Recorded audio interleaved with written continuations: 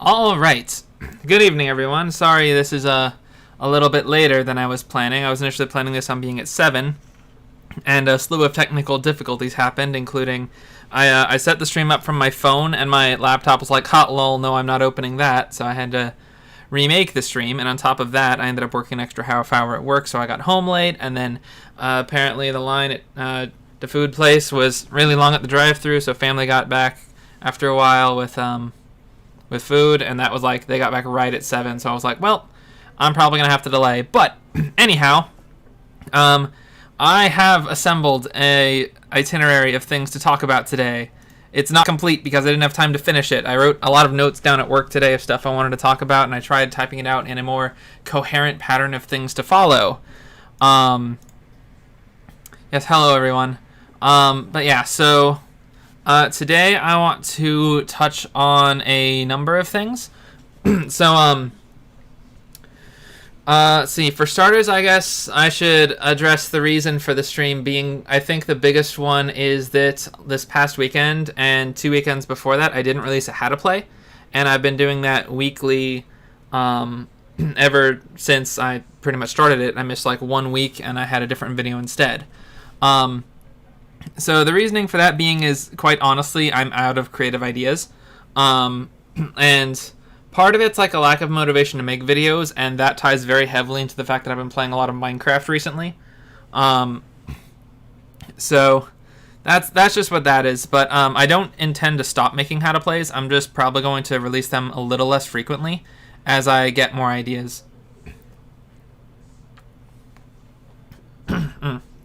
Anyway, sorry, my throat's a little stuffy right now because I just like ate dinner really quick.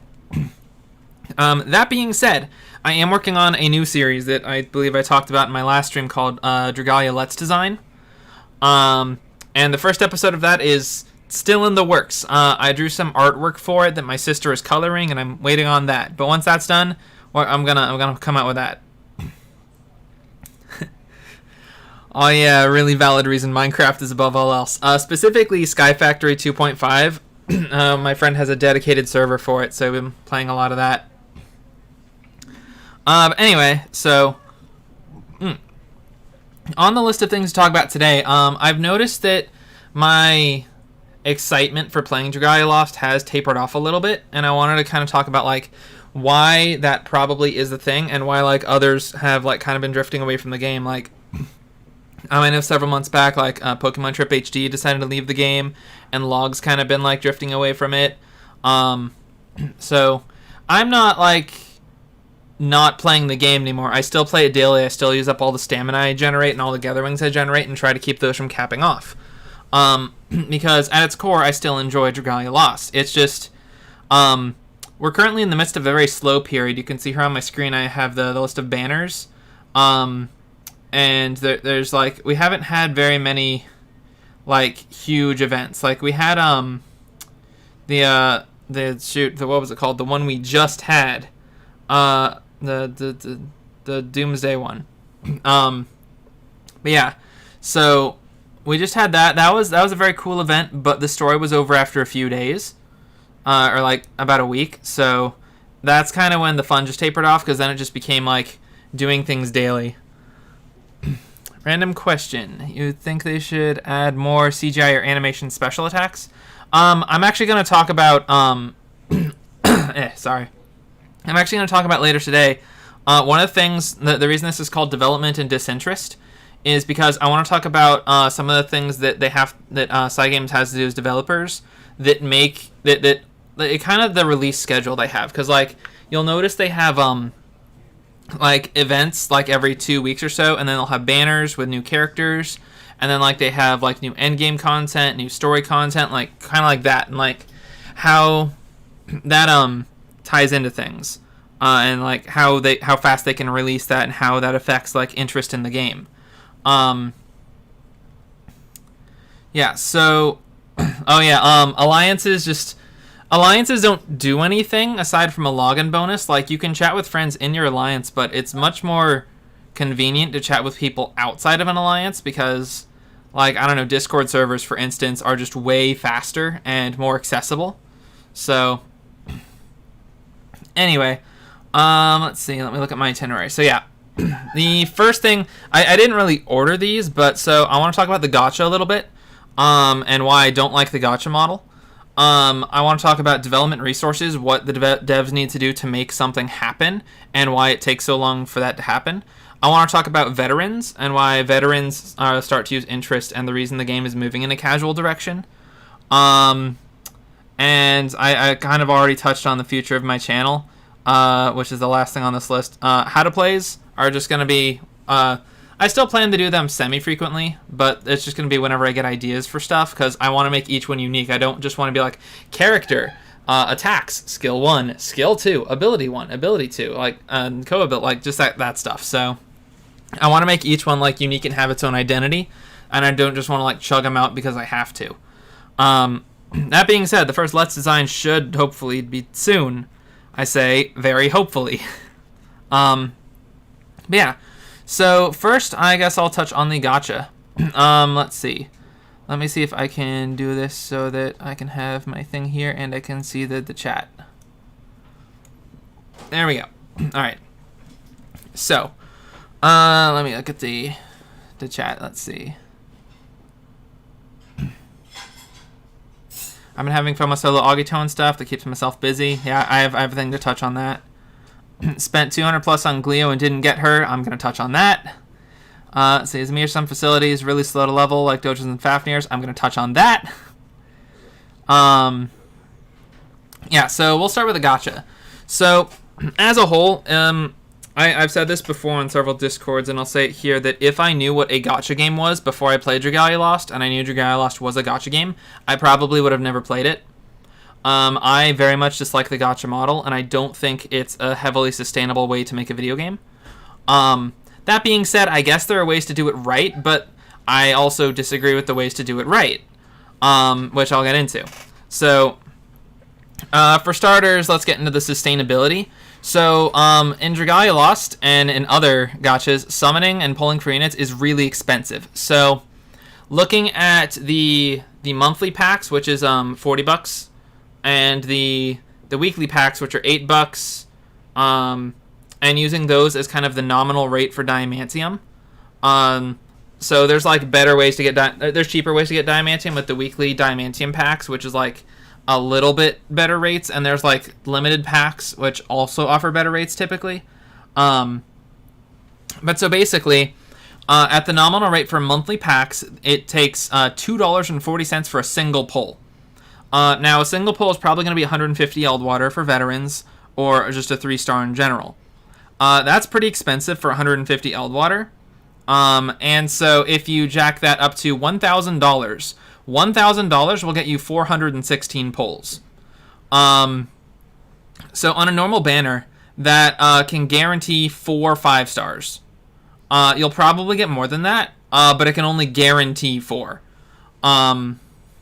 And then if you spend it like in increments, like of course you'll get more, like you get 5 stars before you break to 100. You'd have to be really unlucky to get that far.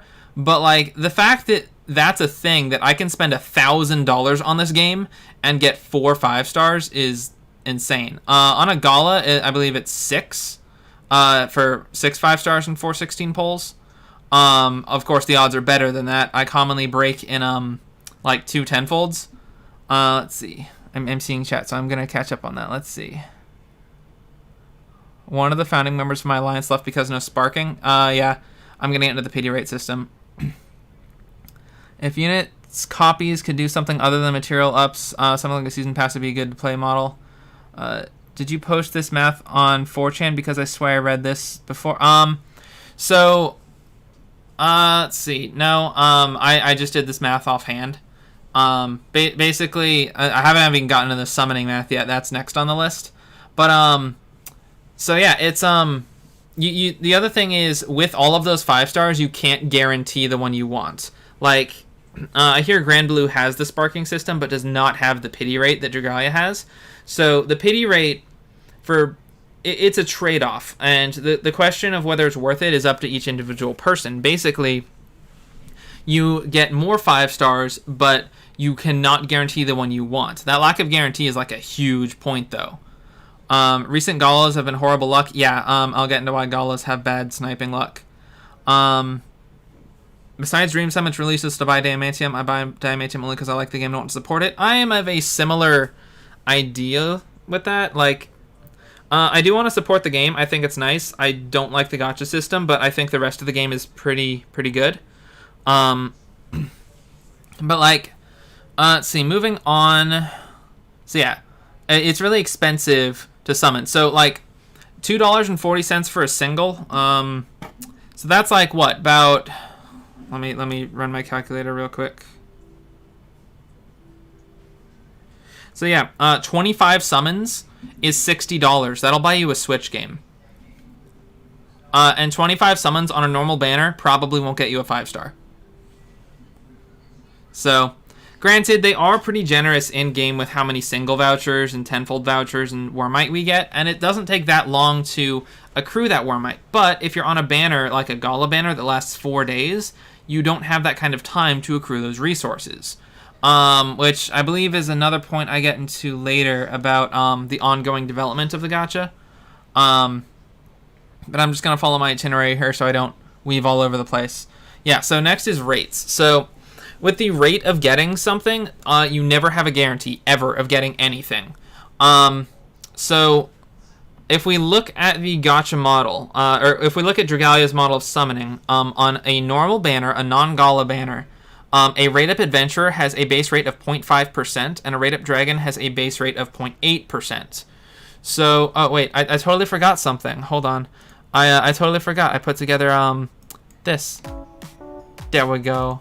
You guys should be hearing music now. I put all of my instrumentals in a playlist so I can play it in the background. Anyway, but yeah, so, with an adventurer with a 0.5% rate, base rate before it raises, the chance for a 5-star is 4%. So, if you get a 5-star on a normal banner, there is a 1 in 8 chance it is the specific adventurer you want. Now, if there are more adventurers, like there's 2 adventurers you don't have, or 3 adventurers you don't have, then like it's a 2 in 8 or a 3 in 8 to get any of them. But a specific one will always be a 1 in 8 chance given a 5-star. And with a dragon, 0.8% is a 1 in 5 chance. So yeah, the interesting thing with this is as your pity rate rises, as you do 10 summons, and your pity rate goes up from 4% to 4.5, the rate for adventurers and dragons will always follow to be a 1 in 8 chance or a 1 in 5 chance for dragons. So no matter what your pity rate is, you'll always have like a 1 in 8 chance of getting a rate up adventurer. Let's see. So yeah, on Gala, any 5-star has a 1 in 12 chance to be a rate up adventurer and a 1 in 8 chance to be a rate up dragon. Now, while that sounds like that is automatically the reason that it's harder to snipe on Gala, it's actually not the reason. Because at base rate, you still have a 0.5% chance to get a rate up adventurer, whether it be Gala or not Gala. The difference is, on a normal banner, when you summon, so the more you summon and don't get a 5-star, the more your pity rate increases. And the more your pity rate increases, the greater the chance for a rate up adventurer or dragon, because it will raise to match 1/8 of the rate of the pity rate. Now on a Gala, this becomes harder because as opposed from going to 0.5% up, it instead excuse me, it instead gets reset back to 0.5% every single time you break pity. Alright, I'm gonna break through chat. I want more of a Dragalia Life anime. I would love a Dragalia anime, but like the story releases too slowly, and I'll get to that. Switch port would be interesting. Have I calculated the average expected rate for DL Gacha? Worst case is nice to know, but the chances of happening are probably 0. Yeah, I agree, it's probably 0. But yeah, like the fact that it can only guarantee 4 though is pretty scary, even if the odds of that happening. So it'd probably be closer to like, I don't know, 8, 10. So, because like statistically, you'll fall somewhere between best case scenario and worst case scenario. I guess best case would be all 5 stars, but that's very unrealistic. Like, I think it's more likely to get, to break 100 summons and get a 5-star than it is to, get only 5 stars.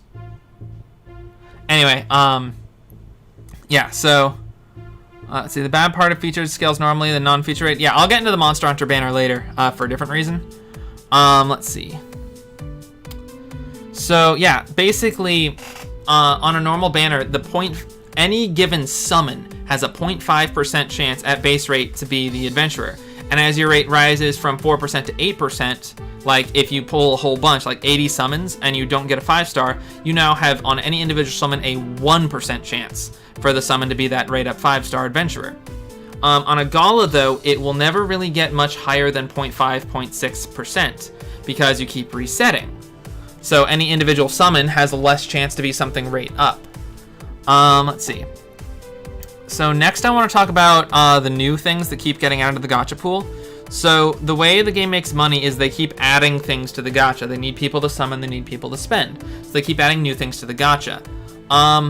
What this does for focus things are unaffected because they always have the 0.5, 0.8% chance. But non-focus things, the more things are in the pool, the more the rest of the rest of the statistics, the rest of the summoning chance gets distributed among them. And they started fixing this recently with the focus banners, like the current Wind Focus banner.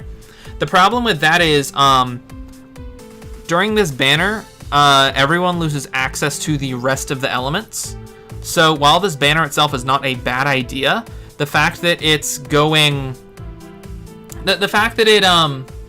it's going on its own and it's not going alongside something, like new players right now have no access to the other elements, like period, aside from like the 3 stars they get and the story units, which are good starts, but like they don't have access to those other units aside from, I think, what their chosen 5-star. So let's see, the highest I've seen straights is 4 5-stars on Gala. I have something to show you guys later. Let's see. So more new things. Yep. So let's see, I talked about focus pools, but yeah, so basically as time goes on and more things are added to dilute the pool, rate up becomes increasingly important, which is not good because that increases your, I believe the next thing I have here is fear of missing out. Basically the idea that if you don't get the unit now, you might never get them. This is especially big on collab and limited banners.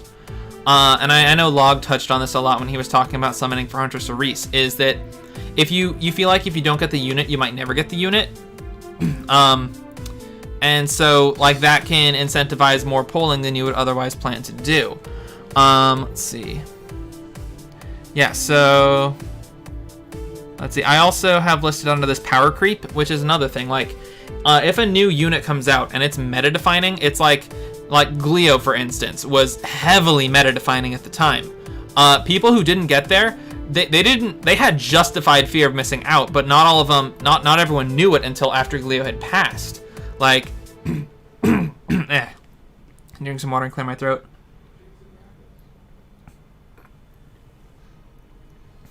But yeah, so basically, the idea that if you don't get something now, you might never get it is very predatory, I want to say is the word, because like I have a whole category here listed for the predatory nature of gacha games, which I'll get into after I talk about, I can talk about that one next, I guess.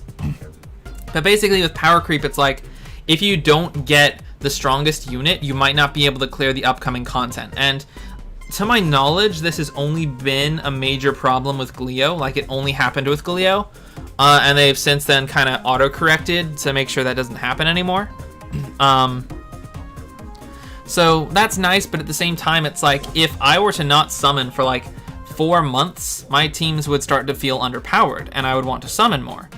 So, but then like if I didn't summon for those 4 months with all the resources I gained, what am I missing out on? Like, am I missing out on a favorite character? Am I missing out on a powerful character, a fun character, like, or a new dragon? Like, what am I missing out on? And I don't like how that idea can like corrode away at people and cause them to summon on something they wouldn't otherwise, or, you know, I guess this just comes with the gacha. So, as I mentioned, gacha games have a type of predatory nature where I feel like that's a bit of an extreme term for it, but like it preys on people's lack of self-control to an extent. So like, and can I get a show of hands in chat? Who here has ever said, I'm going to spend X amount of Wormite on this banner, or X amount of summons, and then broke it? Like, you were going to summon just like, I don't know, like 20 singles or 20 summons, and then you went like past it, or like way past it. So, yep, okay, 1, 2. I got at least 2. That's good enough. Anyway, yeah, so like, the game relies on like, base instincts of people that like, okay, so basically if you start summoning, there's a difference between not summoning and summoning at all, because it's easy, once you start summoning, it's easy to say, okay, I'm gonna just pull a little more, and it's always a little more, but it's actually a lot more, versus not summoning at all, which is like, I'm not gonna pull, and that's the end of it. But like, the game incentivizes pulling in all sorts of ways, including like power creep, new units, with other things that I'll get into. But like, basically, let's see what I wrote down here specifically. Gacha games are a type of discount gambling. So I believe the official definition of gambling is when like you chance at gain, but if you lose everything that you put in. So things like loot boxes in some video games, trading card packs, and gachas they get around this problem by they give you something if you fail to get what you want. So in Dragalia Lost, this takes the form of Eldwater. In card games like Magic the Gathering, this takes the form of common cards. Like, you always get something for what you spend. You don't run the risk of losing everything. That being said, it's definitely diet gambling, even if it's not officially gambling. And like, gambling in moderation can be fun, but like, we all know, I hope we all know, that gambling in extreme can be dangerous. And like, I've seen in several instances the game like heavily incentivizing people to spend money. As a few banner examples, the Monster Hunters Part 1 and 2. So what happened with this one is Monster Hunter Part 1 came out, and Part 1 came with free summons. I think it came with 9 days of free summons, and we're like, oh boy, this is so great. And so like, I guess we all assumed that Part 2 would have free summons too, and so I fell into this trap a little bit, and I spent a little bit on Part 1. I spent some resource, and I was expecting Part 2 to have free summons as well. Well, Part 2 came around and didn't have free summons. And I mean, what are we gonna say? The developers never told us we were getting free summons, so we have no rebuttal saying like, but I thought free summons. So then Part 2 rolls around, and players who really wanted the new units like off the top instead of waiting day to day, they've spent this resource that they could have waited on, gotten what they wanted with the free summons on Part 1, and then maybe gotten more things on Part 2 with the resources they spent on Part 1. And it feels especially bad if you do your free summons on Part 1 and get dupes of the things that you pulled for.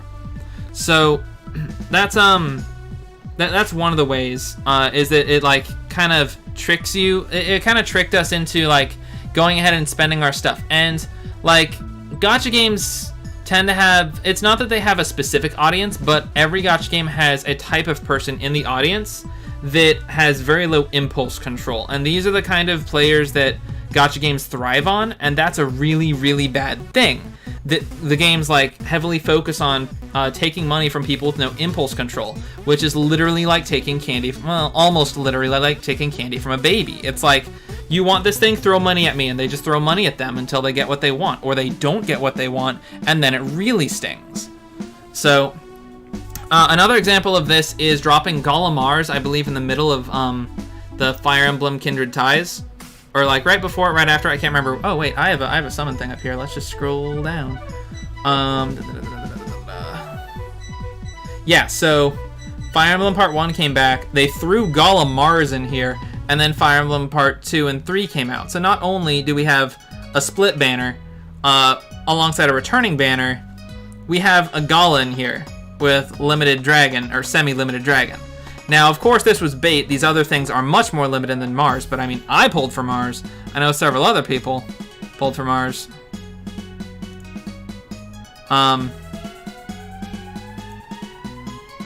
So, like, that's just part of it. So, I think I had one more example. I think split banners in general were really, really, like, not nice to players. And I'm pretty sure everyone agrees with me. Basically, it was kind of anti-consumer in the fact that, like, because I saw a screenshot someone posted on, like, one of the more recent banners that wasn't a split banner, where they got all the new things in a single tenfold. And I'm like, this is exactly what I'm talking about, that on split banners, you can't accomplish this. You have to do at least summons on at least both banners. At least one summon on both banner, most likely more, in order to get things. Hi, Ortho. And so, basically, you'll notice here, split banners kind of stopped. So, let's see, what was the last one we got? Was it... Yeah, so Kindred Ties was the last split banner we got back in May. And so the one we had, like, Scars of the Syndicate before that, and before that we had Dash of Disaster Part 1 and 2, and before that we had Primal Crisis Part 1 and 2. And so, like, it seems like split banners have stopped, and I'm not sure if that's a... Oh, there's my phone. I'm not sure if that's a permanent change or not, but I am hoping it is, because, like, there's a difference between a split banner and two different full banners. For instance, if we look at Summer last year, let me scroll down. So if we look at Summer last year, both of these banners, we had Summer Part 1 and Summer Part 2, but these are both full banners. Like, this has 3 new units on it and new dragon. And then this one has 3 new units and a new dragon. I consider that to be a full banner. It's got a bunch of new... It's got, like, 4 new things. Yes, this is my remix of the New Year music. I'm playing my remixes in the background this time so that I fill the empty space. But, basically, like, a full banner has, like, at least 4 new things on it. Versus, like, if we look at Stirring Shadows, we got Lothna, and that was it. And Part 2, we got Akasha and Haster. So, like, these things together don't even make, like, a full banner. Like, that's 3 new things. It's, like, 3 new 5-stars. So, splitting that up was really painful. And it's like, am I even going to summon on this?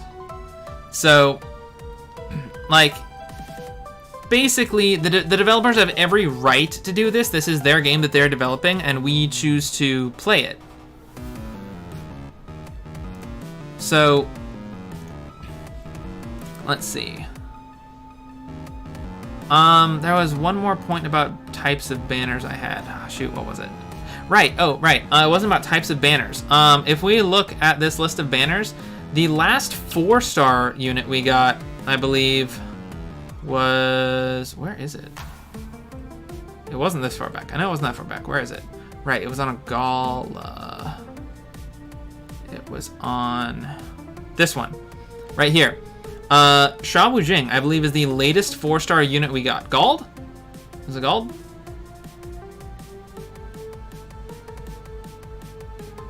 Where was Gald? It was either Sha Wujing or Gald. Gald was up here. So yeah, Sha Wujing is the most recent one. So... yeah, basically, we haven't seen a new 4-star in a long time. We haven't seen a new 4-star dragon since the first Halloween, and we haven't seen a new 4-star unit since Sha Wujing. And I think I have this written down to get into later. Yeah, so I'll get into this later when I talk about development resources. But basically, we haven't seen a new 5-star since, let's see, when was this? Let's see, May, the end of May. So beginning of June. So we're now 2.5 months from our last 4-star. So, yeah, that's we're not seeing many 4-stars anymore.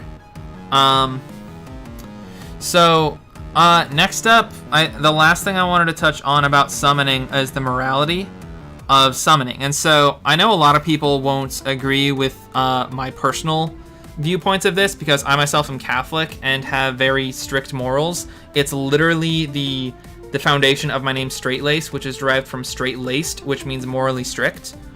So basically, with summoning, let's see, what did I say specifically? So while the characters are fictional, they still represent the idea of a human being. So like, you see these characters and you're like, oh, that's like a human figure. So what happens with a game like a gacha game is it objectifies people. It takes what is a person who is supposed to be an individual with a soul and turns them into an object for someone's collection. Which is literally the case in gacha games, is you are collecting people and like making them your property. And as we all know, calling someone your property is like a huge no-no, like ever. So like we're doing it with fictional characters, and these characters aren't real people, yes, but the idea is still there, and it's not a healthy idea. And so the other thing that I don't like about the gacha games is the intentional sexualization, which I know is like a huge pull factor, but the fact that like they have to use that to incentivize people to pull is like, because it's not wrong to like people, it's not wrong to feel attracted to people, but using that attraction to draw people in to spend money is kind of low. It's very immoral by my standards, and I don't know how many people will agree with me on that, but that's just how I view it. Like, for instance, Summer Sanoa was very showy by my standards. Same with Summer Verica last year, and several other units. And so, like, yeah, that's basically how I feel about it. It's like, the human body is like something to be respected, not like shown off like crazy. So that's just my opinion on it. It's one of the other reasons I don't like the gacha model. And I will be honest, Dragalia Lost, I've heard, is very tame compared to most other gacha games. But like, I mean, like, yeah, no, welcome to gacha. Yeah, no, it's tied to the gacha model, and I don't like the gacha model because of it. It's one of the reasons. So, all right, I'm gonna read the comments now to see what you guys are saying.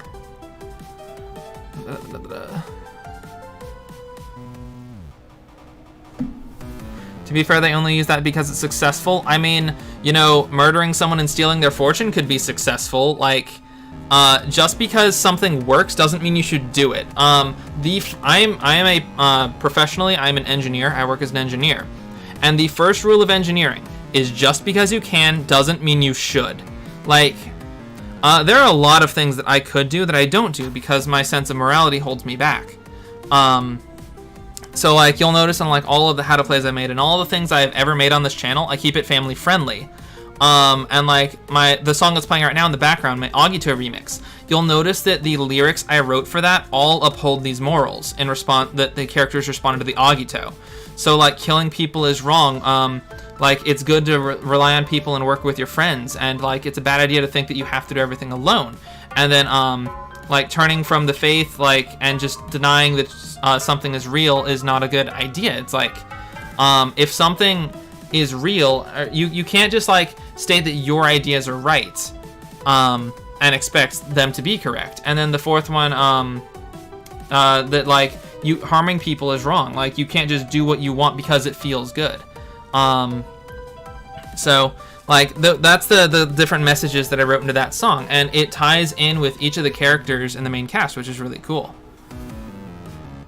I see there's a lot going on in the comments.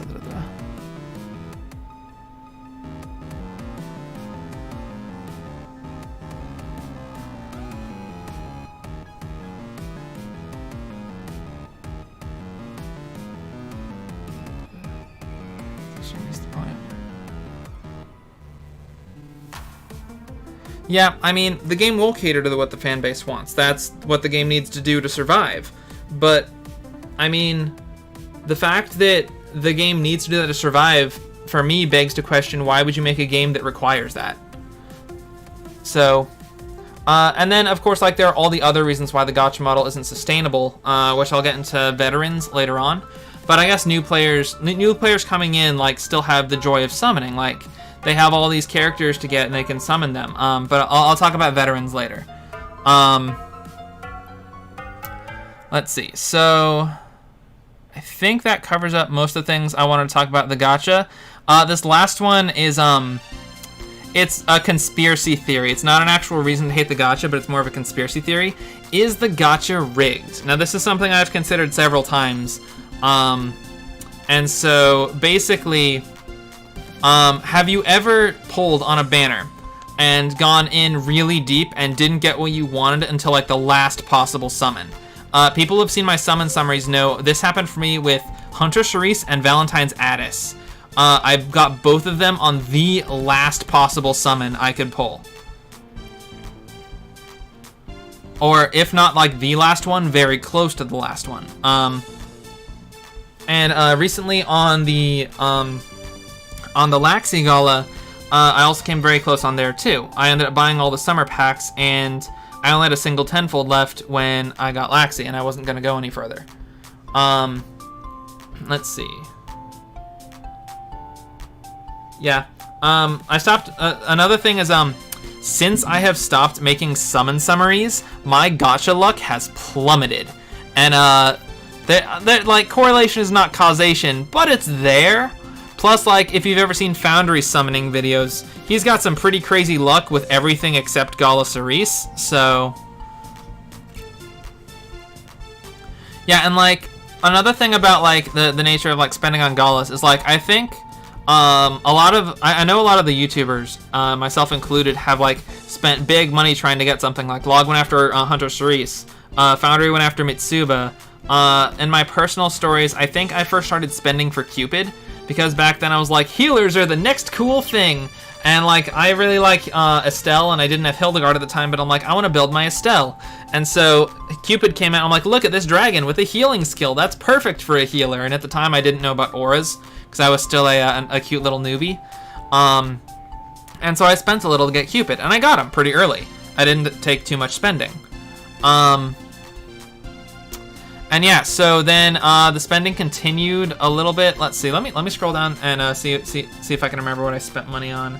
All right, yeah. So Cupid was on an enchanting ensemble. I did not get Lucretia at the time. I can't remember how much I spent for Dragalia Cleo. I think I spent a little bit. I didn't get her. I went in 270 summons and missed her. And then I missed her again on a rerun.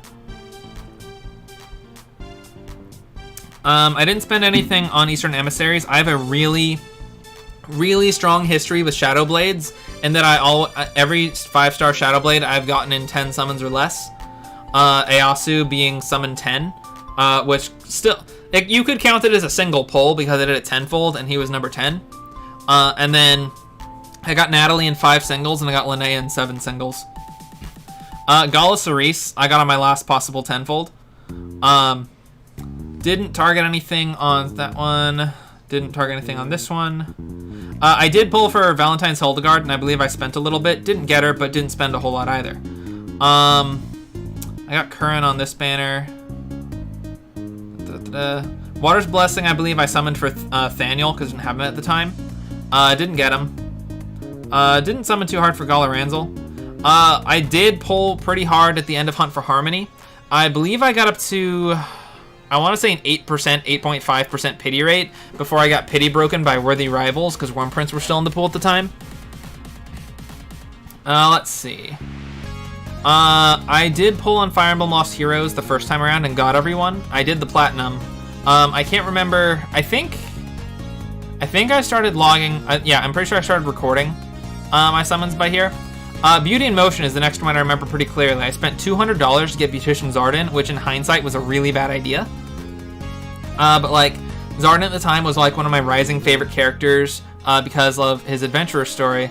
And then like, he was also a Blade. And I'm like, okay, so Blade plus cool character equals summon. And so I dropped $200 to get him, and I got him. And then Gala Mim happened, and I dropped $300 to get Gala Mim, and didn't get her. So that was my wake-up call moment where I was like, okay, no matter how much money I spend, I will never be guaranteed a unit. And so since then, my spending has been a lot lighter. Let's see. I didn't get... I think I got Freya on this banner. I know I got her relatively soon. I got Natalie in 5 singles. I did not get Shinobi here. I think I'm going to Dream Summon him later on. Let's see. Flames of Reflection. I did get all 3 of them, I think. I got Gala Cleo pretty early on. And then I swept this banner. I got Summer... I believe I got Siren and Summer Cleo on this banner. I tried again for Valentine's Hildegard and failed again. And then Windswept Warriors, I did get Victor. Knights of Glory, I summoned for Emma. And so, also I believe at this point, I can't remember when I got Serena. I know that one's in one of my summon summaries. Alright, I'm gonna catch up on chat a little bit. The Pain of Summoning, Worm Prince. Yes, very old. Pulled hard for Beautician Zardon and didn't get him. Yikes. I've gotten a lot of Beautician Zardon dupes since then.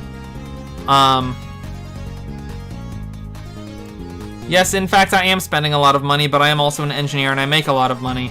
So, a lot of money is relative. I don't know. I don't know if I actually make a lot of money, but I make enough.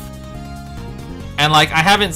This was many long time ago. Right, so...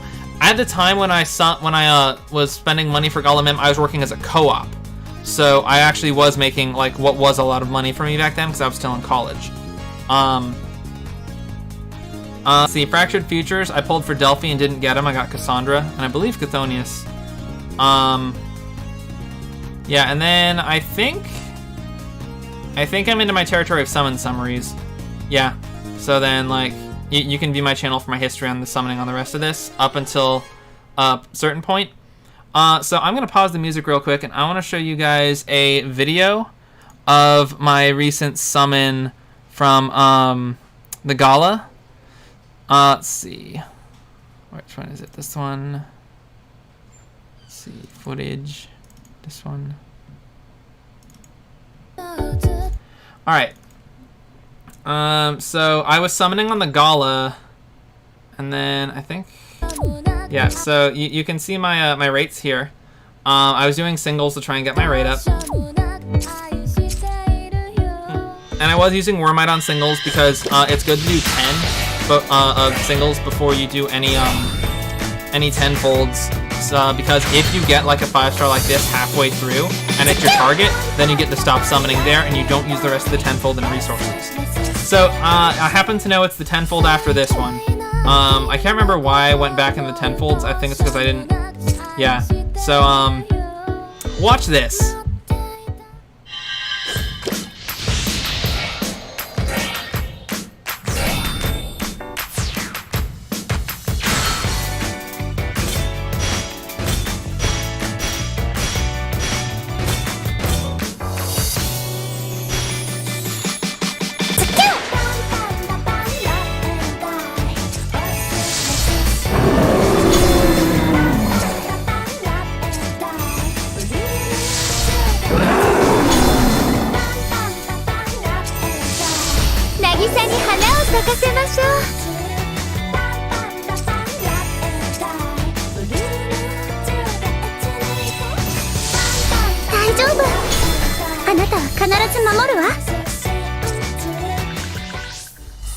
Yep, so that happened. The really amazing thing here is that of those 5 stars, only one of them was on rate up. Mars was, of course, an amazing pickup, but he wasn't on rate up. I knew the Blade was going to be deep because I had all of them. Have you ever just been straight-laced before? Okada hates him. Yeah, this is the only time I've gotten luck this good. I believe on the first Halloween banner, I did get 4 5-stars in a 10-fold, and one of them was Halloween Elasan, but that was back before I knew how summoning worked and what 5-stars were, because I'd never played a gacha before, and I had no idea what I was doing at the time. But yeah, so this is pretty insane as far as luck goes. And yeah, I was on Discord with 1 or 2 people when it happened. So, but yeah, this almost made me want to resume my summon summary series. But like, I don't record live reactions, and like I try to recreate like my reactions after the fact, like just kind of like the thought process I was having as I was summoning. But yeah, like I'm still not planning to bring back the summon summary series, although. If I get a message from Cygames and be like, you make your summon series, we'll increase your gacha luck, I'll consider it. The other thing I should mention is that this was, you'll see this like, I was spending Diamantium to summon this. I was many summons into this gala before I got that. Let's see. Dragalia lost is a weird case for a gacha. It's so generous that players think they're entitled to getting something good. I mean, entitlement is a problem in any video game. It's like if someone played my game, for instance, and it's like, this game sucks, there's not enough action elements, or like there's like, let's see, what's a good example? Like there's not enough like bullets or guns, or let's see, what's a good example? It's like they play my game and it's like, it doesn't feel like Tetris, and I'm like, well, it's not supposed to be Tetris, it's the game I made. So basically, and some of you will notice your comments are getting automatically hidden. I have smart filter or whatever turned on to filter out curse words, I think, because I am a family-friendly YouTuber. So if you curse, there's a chance your message will be hidden. 6 Zubajays and 1 Gala. Oh man, I didn't post my summons. I did post my summons for Gala Leaf, didn't I? I didn't get 6 Zubajays, but I think I got 7 Fatalis on Monster Hunter Part 1. Yeah, so so let me close this and resume my music. But basically, yeah, so that is the luckiest I've ever been, aside from maybe like my first Halloween. Stun Parapunish print gonna be wild. I mean, Stun Punisher it's not great because you can't stun enemies a whole lot. So even though like you can deal an extra 20%, well, okay, so it's a trade-off because it's Paralyzed Punisher, right? So you use that or Spirit of the Season. I think Spirit of the Season is just gonna be better in the end. Although Ron's gonna have a field day if we ever get some good stun. Let's see. So, moving on from the gacha to development resources. So basically, the development of Dragalia lost and how the developers are making it. So basically, I want to look at like all the different things that are being developed. So you got characters in the gacha, dragons in the gacha. You got limited time events, story, end game content, and then occasionally new permanent content. So like the question is like, how balanced is this? And if we look at, I guess I'll start with the characters. Basically, when they make a new character, the question is, what is that character going to be good for? For instance, when I summoned for Beautician Zardon, I never stopped to consider, what am I going to use him for? Now, I ended up using Beautician Zardon for defense battles because he's actually pretty good in those. He can energize himself pretty quickly, and his skill 2 can stun hordes of enemies, not to mention his usefulness in the Kindred Ties Coliseum. But like, let's see, Hawk, until he got a Spiral, was absolutely useless. Let me pull up the list of adventurers, and we can see like exactly, like Lee is a great example. No content for Lee. Cassandra, on that note, like doesn't have content. Like they were designed for high dragon trials, I guess, with the opening blast, but with the nerf to the opening blast, like they don't really have a place to use their skill 2. And Lee used to have like the uniqueness of burn on her skill 1. She doesn't even have that anymore. So like the biggest case for her is that she's got a 4-strike unit, but you can counter that with like a sword like, you know, Marth, who just deals more damage in general, which combined with the 4-strike is just going to be better. So yeah, like some of these units like just don't really have content. A lot of 3-stars suffer from not having good abilities. Like Marty has Skill Haste as his first ability, which actually is a little bit better for shared skills now, but it's like he's just outclassed by pretty much every other flame sword. And then like you have just a bunch of units here that just get outclassed, and it's not just with power creep, but as we get more and more units added to the game, what happens to the old ones? Because like we get a new one, and now you have to choose who you want to play. Do you want to play the new unit? Do you want to build them? Do you want to play them? Or do you want to take an old unit and like continue with them? Like for instance, in Volk for me, I played Nobunaga, but I also have a fully built Marth now. So which of these do I play in Volk? Because both of them are equally good. I mean, Marth is, you know, better for speeding clears, but Nobunaga's fun for me because I like playing blades and her dispel's nice and useful. So basically, it's like when you get new units, so let's throw another unit in the pool. Let's throw like Hunter Berserker in there. He's fun to play, right? Or Crom. Like, now that I have all these flame units and I have a fully built Yuden too, it's like, who do I play in Volk? Like, I have so many options, and I usually just come down to like one of these two. So even though I have Crom built and Prince built, and Hunter Berserker not built but good enough, like, I have these units and I don't use them. The reason I pulled units in the past was for how to plays, because I knew if I got the unit, I could record footage of it, study the kit, study the gameplay, and make a fun how to play. So, like, with adding new units, it's straining on the player, because there's just so many units, and you just don't have time to play them all. And yeah, so let's see, moving on. So yeah, so the development. So I mentioned that Sha Wujing was the latest 4-star unit we got, and Halloween Silk was the latest 4-star dragon we got way back in the first Halloween. So it boils down to development time, and this is why split banners were like one banner that was split. So when designing a new dragon, a new adventurer, it takes time to develop them. They need to develop the 3D model, the artwork, they need to design the character, they need to design the kit. Like, there's a good bit of development that goes into a single character, and they can only do that so fast.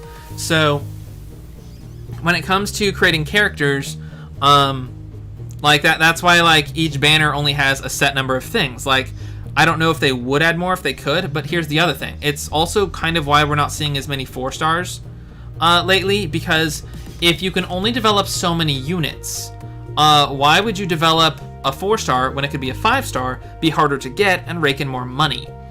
I'm pretty sure that's the reason we haven't seen any new 4-star dragons, because if you remember, on the original Halloween banner, there was no 5-star dragon, there was Halloween Silk, and that was it, and that was fine, because Halloween Silk was easy to get. But the problem being is that now all new dragons are 5-star, even if they're not good. Cough, cough, Styx. But Styx isn't, like, the only dragon. My biggest problem with the dragons originally being 5-star was actually Haster, Kagetsuchi, and Kamui. Because the prime strength dragons they're like, Haster, for instance, is basically inferior to Zephyr in most cases. And Zephyr's even power crept these days by Vayu. Yeah, Takami, Kazuchi, and Sumerga also not good. Sumerga was kind of good at the time for healers, a little bit, because of the 40% HP.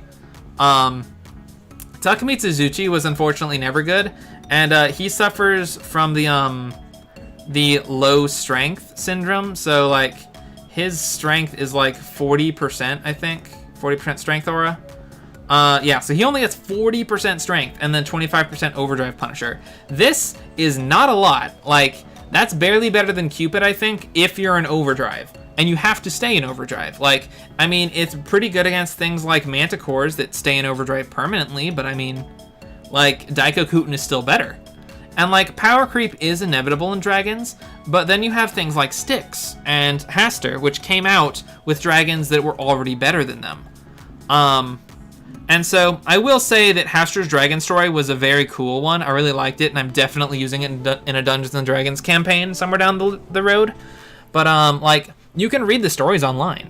Like, and no, there's no context, but like with a dragon story, you don't need the context of what's going on because it's already in a book. It's already a story. With adventurer stories, it's nicer to see what's going on because the wiki doesn't tell you if you've snapped into a flashback. The text just continues. Okay, by Aqua Affinity. And so, yeah, but yeah, the thing is, if you only have time to develop one dragon per banner, you're gonna make it a 5-star, because a 4-star won't rake in as much money. The counter argument is that you might summon for a max unbound 4-star, but with the amount of Moonlight Stones we just got like a ton of Moonlight Stones with the current event. Like, if you go through the master mode, you can max and bound a 4-star dragon like that. And so basically Moonlight Stones for veterans are basically, okay, this is 2,200 Eldwater. And that's why in the Royal Regimen, they gave us so many dragon and adventurer vouchers. And it's why I think they're never going to update the adventurer pool. Because the pool isn't meant to be get whatever adventure you want. It's meant to be probably a new adventurer for new players and a Eldwater ticket for veterans, which is okay. because it's like, okay, you did a thing. Here's 8,500 eld water, which is a sizable amount. Let me take a drink of water real quick.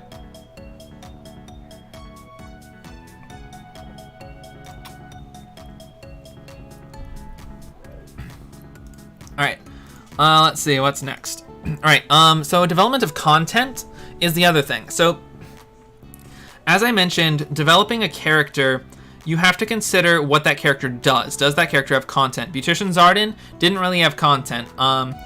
Let's see, I'm gonna go back to the adventure again. So yeah, Lee didn't really have content. Naveed shines in wave content, but is still kind of outclassed by Marth. Like, Carl, similar case.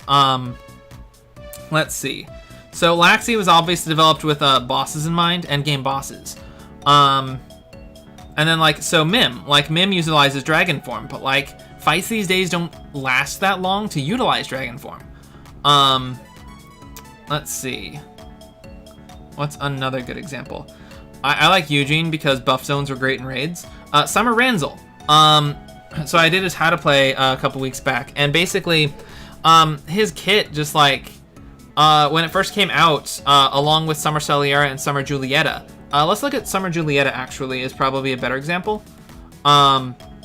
Because her ability 1 is Bog equals team strength. Well, now that sounds great, because as soon as you deal 50%, as soon as you inflict Bog and are dealing 50% more damage to the enemy, as well as the rest of the team, and the entire team gets strength to capitalize on that, like, Bog at the time was not really common. So it is nice that they created the twins to kind of balance that back towards it, so they kind of made content for units. But I think, like, it's not that units should be made for content, but the fact that the permanent content we get, and even the temporary content we get, doesn't support, like, a different array of units. Like, what if I want to use, like, Orsum or Luther or Gerota? Like, there's just always a better unit. So, like, I thought up this idea earlier today. What if we got content where the only way you could damage an enemy was with critical hits? Like, what if the enemy is immune to anything that wasn't a critical hit? Now, suddenly, characters like Orsum, who with Dragon Eel Jean d'Arc can get above a 50% crit rate, are looking pretty good. And, like, Dagger Co abilities are looking pretty good. So, like, it's like, what kind of, like, content does a unit tie to? So the other thing is, just like there's a development time for characters, there's a development time for content. And so they seem to have fallen into a really good schedule of development as far as permanent content goes. We're getting a new Agito, or a new endgame boss. I'd assume it's going to continue after the Agito finish. We're getting a new endgame boss every 2 months, and in the off months, we're getting a harder difficulty of one that we already have. Now, the problem I have with that is that, like, the Agito in particular, and I've mentioned this before, is that the rewards for endgame content are kind of circular. So basically, you clear Master Kayan, and you can make your tier 2 shadow weapon, right? So what are you going to use that for? And I believe I tie this later into veteran play of, yeah, so that's next on my list after the development resources. Is like, when you make an endgame weapon, when you have this level of strength, where do you use that level of strength? And so, kind of the most common place that I think we use those right now is Omega Raid level 2, where you need a lot of strength to be able to clear. And, like, if you have a lot of strength, it's not too difficult, which is nice. But yeah, okay, so Kessel Gamer says you make auto easier, but why would you auto it if you already have the weapon? Like, so there's one thing to, like, make the fight easier. If you enjoy playing the game, if you enjoy the gameplay, like fighting the boss, like going into co-op or doing it in solo and, like, actually fighting out the boss and playing the game, like, with your actual finger and swiping and, like, tapping and stuff, that's one thing. It's like you're making it easier to, like, do, like, insane clears or, like, meme clears or whatever, that stuff. But, like, if you're autoing it anyway, if you already have all the resources, say you've made every tier 2 Agito weapon, then what? Like, you don't do the fight anymore. And I have another point to make on that when I get to talking about veterans. But yeah, so the end game content is kind of lacking, and, like, with Omega, like, an Omega battle would be a fun way to, like, use our resources and, like, use our investment, our characters that we've built to clear it. And so the problem with that is we only clear Omega level 2 once per event. We have, aside from helping other players, we have no incentive to go back. And not everyone helps other players. Like, I myself would love to help players, but every time I've seen a ping for it, I've been busy with something. Be it work or something else. So, like, even though we get this level of strength, we have nowhere to put it. It's kind of like an empty reward. So, it's not wholly an empty reward because we still have Omega raids, but at the same time, like, Omega raids are just regular raids, but with more HP. And the only thing we get out of that is the boss doesn't die in 10 seconds. So, and then we only play it once. So, like, Scylla, for instance, I would have loved to play that fight, like, all the way through, like, a 3-minute fight, like, once per day. Like, but there's no reason to. It's like, the gameplay is fun. It's there, but there's no reason to do it. Like, aside from the fun of the fight, which on its own for most people just isn't enough. There needs to be, like, a goal on the other side of that. And the first goal is clearing it once. You get honey, you get wormite, you get, like, stuff for clearing, but only once. Let's see. So, then there's larger scale content. So, this would be Anniversaries and Collabs. Basically, I don't have too much to say about this. It's basically just that I feel like development might be a little slow right now because they're building up a lot of things for the upcoming second anniversary. So, like, the current event it's kind of slow, although we do have I guess this is a little endgame spoiler for the current event for what you get at the very end of it. But there's also a goal for this that spoiled it for me. First of all, is that we got a new type of dragon battle with astral high dragon trials, specifically Midgardsormr. And I think that's really cool. So, basically, they've taken a piece of lore. Like, so first let me say, I think astral dragon fights are a really good idea. Basically, they're taking a whole bunch of already made assets and putting it together to make something new. So they've taken dragon battles, which on their own were kind of boring, and high dragon trials, which haven't seen use in a while, and putting them together and making something new. So not only does this save on resources for development, like, I found the fight fun.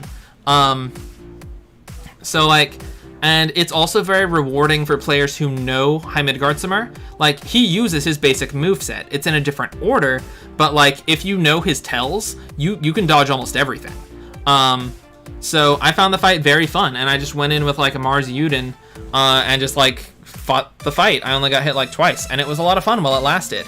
Because, like, again, I enjoy the gameplay of Dragalia Lost, so having a fight that lasts 3 minutes is what I enjoy. Like, even if clearing faster is, like, feels more satisfying sometimes, I enjoy the playing of the game. So yeah, I think that, the other thing with Astral Midgard is it adds a little bit to the lore, because, like, we got a hint with our first Astral, like, we got a hint of what Astrals were. They're, like, memories of past fights taking form, and I think it's, like, really interesting that Astrals are, like, kind of, I don't want to say canon, they're, like, leaning a little bit more into canon, and I think I posted in memes on my Discord, let's see, yeah, I took a picture on my phone of the current events, like the epilogue, and Cleo's, like, saying, I'm going to pretend it never happened, and I captioned it, the devs when an event ends. So yeah, basically, I can never tell if an event is going to be canon or not. So Astrals, I'm not sure if they're canon to the main campaign, but, like, I don't know. That's a topic for a different day that may or may not have already happened. Yeah, so another thing I want to touch on is the Champions Testaments. So I've seen a lot of players complaining about how they don't have enough Champions Testaments to build things, and I'm not sure if it's related to me spending money or not, but I have, like, 30 Champions Testaments right now, and I'm pretty sure I haven't bought that many Champions Testaments. Like, I would still have at least 10 if I hadn't spent money. So, like, it takes a lot of Champions Testaments to spiral a 5-star unit. And, like, I know that players are like, I need more Champions Testaments to spiral units, but I would argue that you don't need to spiral everyone, and you really shouldn't. Players that want to have a method of doing that. They can spend money to get the Champions Testaments. And I know some players have already done that and still don't have enough to spiral everyone they want. But I think that's like a good way to like kind of limit players from spending too much money, which is another thing I kind of respect about Dragalia, is like they don't want you to spend that much money, but they do want you to spend a bit. So basically, like, with Champions Testaments, it comes down to kind of what I was thinking of the game when it first started. It's like, when I first started Dragalia Lost, I'm like, okay, I'm not going to have every other unit, but units I don't have, other people will. And so we pool our resources together and work together to clear content. So even if I'm not that strong, I can pair up with strong people and clear content. And I think the same still goes for Mana Spirals. Or not Mana, Champions Testaments and Mana Spirals. Is like, even if I can't build this character, someone else can. And I can build a different character, and we can pool our resources together and come together and clear content. And like, it's kind of become with like things like the DPS sim and like the public meta and like all these things that people are looking at, like, I want only the fastest, most reliable, clear, period. And while that's an acceptable mentality, because of course, it's like, if failure means wasting a whole lot of time, no one wants to do that. So of course you're going to seek out methods of making a quick, reliable clear. But at the same time, I think it's rude to just reject someone just because it's not optimal, even if because if it's really good, it can still like do the job. So, like, personally, I think the way they're handling Champions Testaments currently is good. They're giving us a decent amount, and we don't have to spiral everyone. We have to pick and choose. And I think, like, allocating your resources is a part of this game. It's never really felt like one, but it has been for a long time. Like, early on, before we had wide access to the IO coins, the Imperial Onslaught coins, like, we had to be like, okay, I'm gonna farm these during double drops, like, or something like that. Back in the early game, like, elemental orbs for like mana circling characters up to like 40 nodes was a bit tricky for new players back in the old days. It took me a long time to get everyone to 40 nodes, which is where all of my adventurers currently sit. They're higher. And then like, what was another one? I know rainbow orbs are like a huge thing right now, and you have to partition those between like doing mana circles for new units, mana spirals for upgraded units, and your facilities. So like, resource management is a part of this game, and one of the issues I have with it right now is that old resources are kind of getting just tossed. Like, who remembers Crimson Cores? Like, Crimson Cores were an ingredient for 5-star core weapons, and like, I don't use them anymore. Like, no, as far as I know, like, no one complains about them anymore. Like, they're just kind of a dead resource. And like, if you have all your dojos at 35, then the coins from Imperial Onslaught are kind of useless too, aside from like, you can use those in insignias to buy worm prints to sell for Eldwater, which, while I would do, I'm scared to do, because we all know that there's a high likelihood that they're going to increase the cap on dojos, and you're going to want all the coins you can get. So even though I have access to that Eldwater, I'm afraid to spend it, because back to fear of missing out, I guess, or it would take a long time to recuperate those losses or expenses. Yeah, Talonstones are another resource to allocate, and I actually have enough Talonstones to finish out my my Fafnirs, but I don't have enough Dragon Orbs, so I've been doing that slowly, and we're also getting more to help out with the Dracoliths. So I am surprised that like they're giving us Talonstones to help with the Dracoliths, but they did nothing to help out with the Rainbow Orbs. Like, they did something, like they gave us some Rainbow Orbs, but like not nearly as many as we need to max everything. So hopefully it just takes a while, but at the same time, we need Rainbow Orbs to do mana circles and mana spirals. So yeah, so let's see. So on mana spirals, I don't think I have too much to say about this either. Mana spirals are kind of hit or miss. Can I sort these by mana spiral? I'm pretty sure I can. Mana spiral, there we go. So like, some of these mana spirals are really good, and some of them are really bad. Obviously, Marth is like the big winner for one of them. Naveed got a good one, but he's just outclassed, because Naveed and Yuden are very similar, and they got their spirals at the same time, and this one is free, and we all have him. Carl, like, his just, it's like spiraling him and getting his skill 2 as a shared skill is slightly better than Elisand's, but Elisand's is also, again, free. Ezalith Ezolith set a precedent that we all expected them to do with other spirals, and her first ability became Flash of Genius. So like she got an ability change that became the name of one of her signature things, like her worm print. And that just kind of set a precedence for like the rest of the spirals. Like, oh my gosh, she got like a unique thing. I think Naveed might have gotten one too. Yeah, he got Flame Blade's Protection, so he also got a unique ability name. And this kind of set this precedence, like, oh man, 5-star units are gonna get like these unique abilities, like that are specific to them and their kit. And so then we got spirals like Curran, who was like, okay, punish poison, and we were like, but how does that tie into Curran? And so like, Aoi just got burned. Actually, she got stun res as well. Elaine got burn, which Mana Spirals actually hurt Joe a lot. His Chainco ability kind of saves him a little bit, but that's about it. Xania became a true burn bot. Arian didn't get better, unfortunately. Summer Celiera just got a number increase, and she didn't need it. You know who did need it? Summer Estelle. And yes, I am still upset, because I was really looking forward to spiraling Summer Estelle, specifically for the 100% stun res. That is all I wanted on her. And they just didn't spiral her. I guess because she's a buff bot, and spiraling buff bots is like a no-no, because then they get too powerful or something. I always felt like native 5 stars, not all having unique abilities, is a bit of a missed opportunity. Not necessarily from a balance perspective, but it really made them stand out. Yeah, like Ezolith's Flash of Genius. That was such a cool thing. It's like, because like, the idea behind a critical hit is that like, you're not just dealing more damage suddenly. It's like you're finding like a weak point in the enemy's armor, or like you're hitting them in a very clever way that they weren't expecting, and you deal more damage because like you get through their defenses. And that's the idea behind a critical hit. So Ezolith's Flash of Genius was like, okay, I just had this idea of how I'm going to get in through the enemy's defenses and get 100% crit rate. And I thought that was really cool. And then they just didn't really do it again.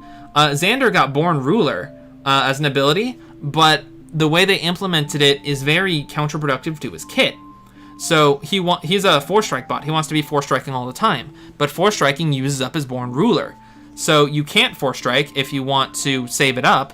But then, like, you're not playing him optimally. You're losing out on a lot of damage because his other ability is 4-strike plus 55%.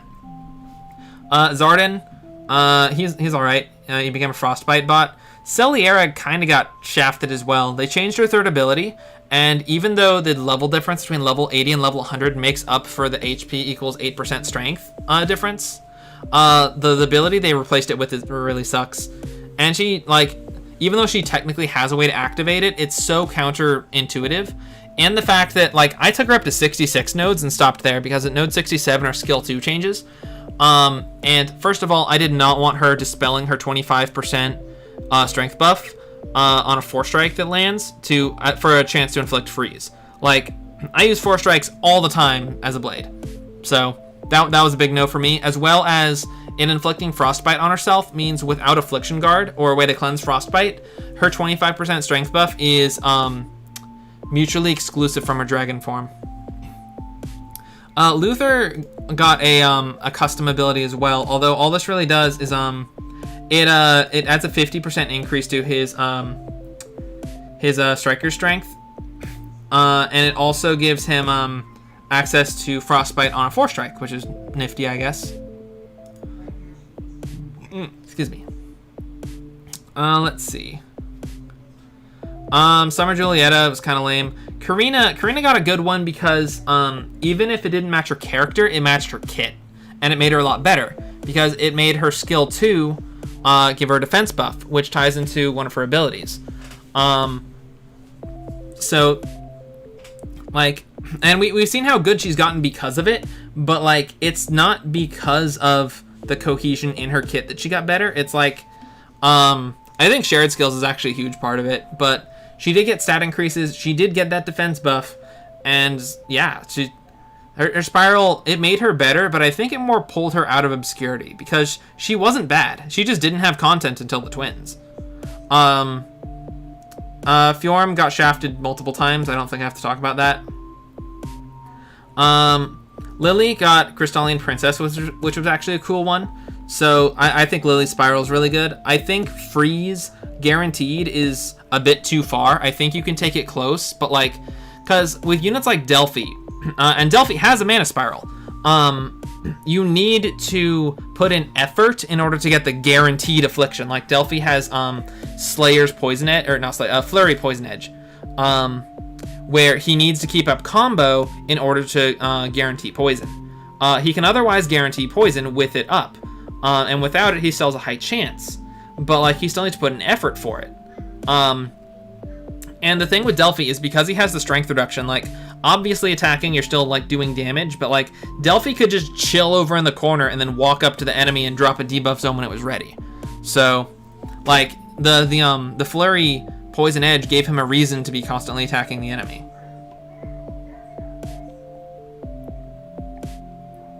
Let's see. Ricart got Burnout skill 1. Nice utility, but not a whole lot of content right now, I guess.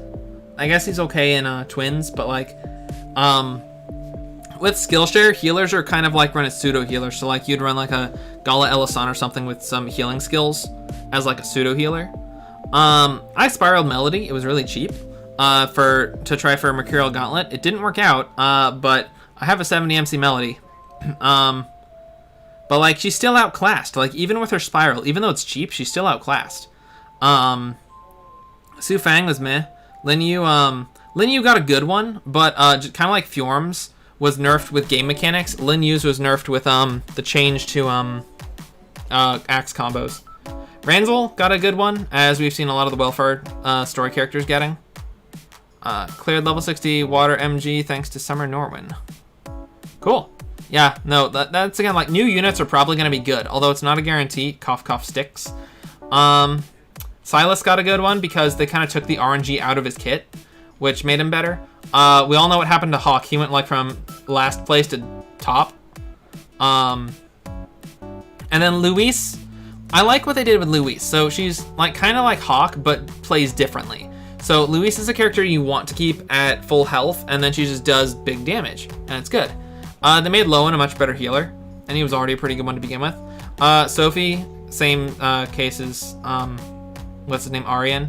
I don't need to go through all of these, but like the point being that like most of them just got like upgrades or affliction meta stuff, and like very few of them actually got like cool new abilities.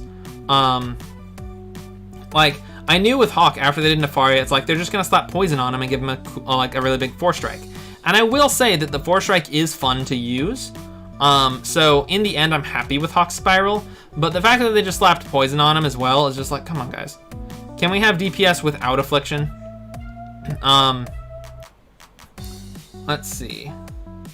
Patia got a nice one with her like, she became a better buff bot, and I think that's okay. Curran, I mentioned, like, just got Poison Punisher. Cassandra got royally shafted. Veronica, they're like, we need her to be like Shadow Strong, so they made her better too, but she already had a unique ability. They just made it a better unique ability because the previous one was garbage. And yeah, so yeah, a lot of these characters just got like meta slap-ons with like poison or like whatever the meta is, like poison, burn, Punisher of some sort. So it's like only a few of these characters really got unique stuff or stuff like tied into their kit. Like Vice is a character I could see him having poison. He's an assassin. But like the rest of these characters, like a lot of them don't have anything to do with poison. Lothna actually had a unique ability before Spiral, and the Spiral just made it good. So yeah, that's all I have to say about these. So back to my topics. Let's see. So I think, yeah, I was talking about mana spirals and our development resources. So yeah, I don't know what the development clock looks like on mana spirals. I don't know how long it takes to make one or what development goes into them, but they seem to be releasing them at like more key moments for like specific characters. So the next thing I want to talk about is veterans. So veteran players are players who are like enfranchised. They've been playing a long time. Like myself, I'm a day one, not a day one, but like a week one player. And I've just been playing like daily since. And I have so much resource, I like don't know what to do with it. So basically the question is like, what do veterans have to do in the game? and I've already talked about like the end game content, but it's like you clear the end game content, you get the weapons, and then what? You have what do you have to use these weapons on? Because the game is moving in a more casual direction, which I'll get into why they're doing that. Well, I guess I can say that right now. It's because the game, it kind of starts to alienate veterans as it is. Like the thing keeping veterans in is like, okay, we got these weapons, now what? So we just need to wait for new content while veterans start to drift away while they're waiting for content. Like I know others like Log, like when a new fight came out, he would like grind it like super heavily in like the first day and get like a whole bunch of weapons, and then like he would play it on streams, but I think he said he didn't play it much otherwise. And like I myself, I don't grind something when it first comes out. I'll like clear it once or twice, and then I'll like take it casually. Like I'll get my weeklies, maybe a few more clears if I have the Gather Wings. But the problem is, if a fight comes out and you decide I'm gonna go ahead and knock all of this out, grind out all the weapons. So there's a few problems with this. First, it requires resources to do that. Honey, ashes, whatever it takes, that you could otherwise just be naturally generating, and you could spend that elsewhere. And while this could be the place you want to spend it, and that's fine, the other thing is, by clearing this fight this many times that fast, you, one, get sick of the fight because you've just cleared it so many times, and two, now have nothing to do until the next endgame fight. So it's like you've just cleared like 2 months worth of 1 or 2 months worth of content in like a week or less. So it comes to, like and like rushing is I think it's a problem for like all types of players, because they had those endeavors for new players a few months back where it's like you had like a week or two or whatever to clear standard High Midgardsormr and standard Volk. And like while that's a good goal for new players to have, it's like the limited time frame in which they gave them, it's like, okay, new players go from start to finish in this time period and get rewarded. And it's like, okay, but like aren't new players supposed to take their time and kind of enjoy the game as they go? Because like that was a lot of the first many months I played the game, that was what I enjoyed. It's like I wasn't ready for High Midgardsormr for several months, and that was fine. It's like I was working on the other things. I was playing through the story, I was playing the events, I was summoning the gacha and getting new characters, I was building units, investing in units, finding out what's good, getting new equipment. And like rushing players to the ends, it kind of like, it's kind of like the real like treasure was the journey along the way. I know that's not the actual quote, but yeah, it's like that. It's like it's not a. Or I think the quote is like, it's not about the destination, it's about the journey. And I think that's a big part of Dragalia Lost. Is it's not about getting to the end. It is about getting to the end. It's not about being at the end. It's about getting there, and that journey should be fun and not rushed. And so, yeah, hustle hammers is a big thing. Basically, they're like, okay, so basically go from start to finish immediately. And like, I guess they still had to grind out the resources, but like, I have over 800 hustle hammers, and I have no reason to use them. Like, if I have a facility ready to build, I'll say build, and I won't hustle it, because I won't grind out the resources to upgrade it again by the time it's, like, finished anyway.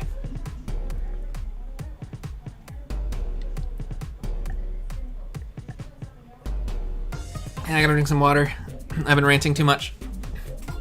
Alright, so yeah, like, I don't think they should rush new players, and they actually corrected this with the Royal Regimen. And I honestly don't know much about the Royal Regimen. I cleared it out when it first came out.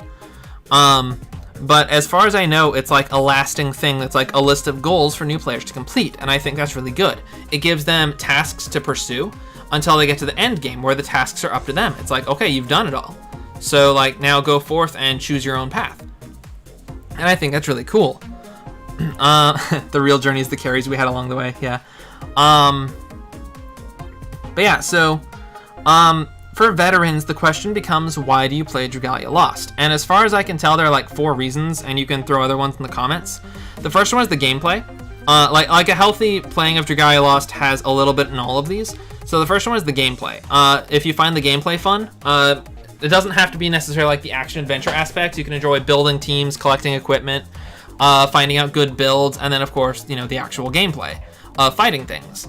Part of it can be the progression, going from, like, early story to Imperial Onslaught to Void Battles to High Dragons to Agito and then to Master High Dragons, if, you know, you actually try and invest in those. And, like, One thing I think in there is that they should let us take the resources we get from those and invest them elsewhere. Like, having just weapons to make with the Agito resources and the Hydreigon resources, like, is kind of an empty goal. Yeah, I should have been drinking more water along the way. Anyway, so yeah, progression's part of it. The next one is the story. Now, because development time, we only get story once every month, and we only get a new chapter once every 2 months. But basically, the story is pretty good. It's pretty standard as far as, like, you know, anime stories go. It's like, oh no, you can't defeat me. It's like, I can defeat you with the power of friendship, and then they do, because, you know, the power of friendship. And so, like, the story, though, I think it's really interesting how it introduces new characters. But, like, again, that's the other problem with, like, the gacha model, is they keep adding characters, and, like, they do it just in the main story too. Like, we've seen in the story that the 8 characters of the main cast now, plus Leaf and Cerise, and, like, just all these characters they keep introducing, they don't have time to, like, show them all. Like, halfway through chapter 13, Leaf showed up and he's like, I'm an important character in this story, and then he pieced out for chapter 14. And then, like, Laxi kind of pieced out halfway through chapter 14 after, like, look, check out my Gala form coming next month, Dragalia Lost, and, like, then just pieced out.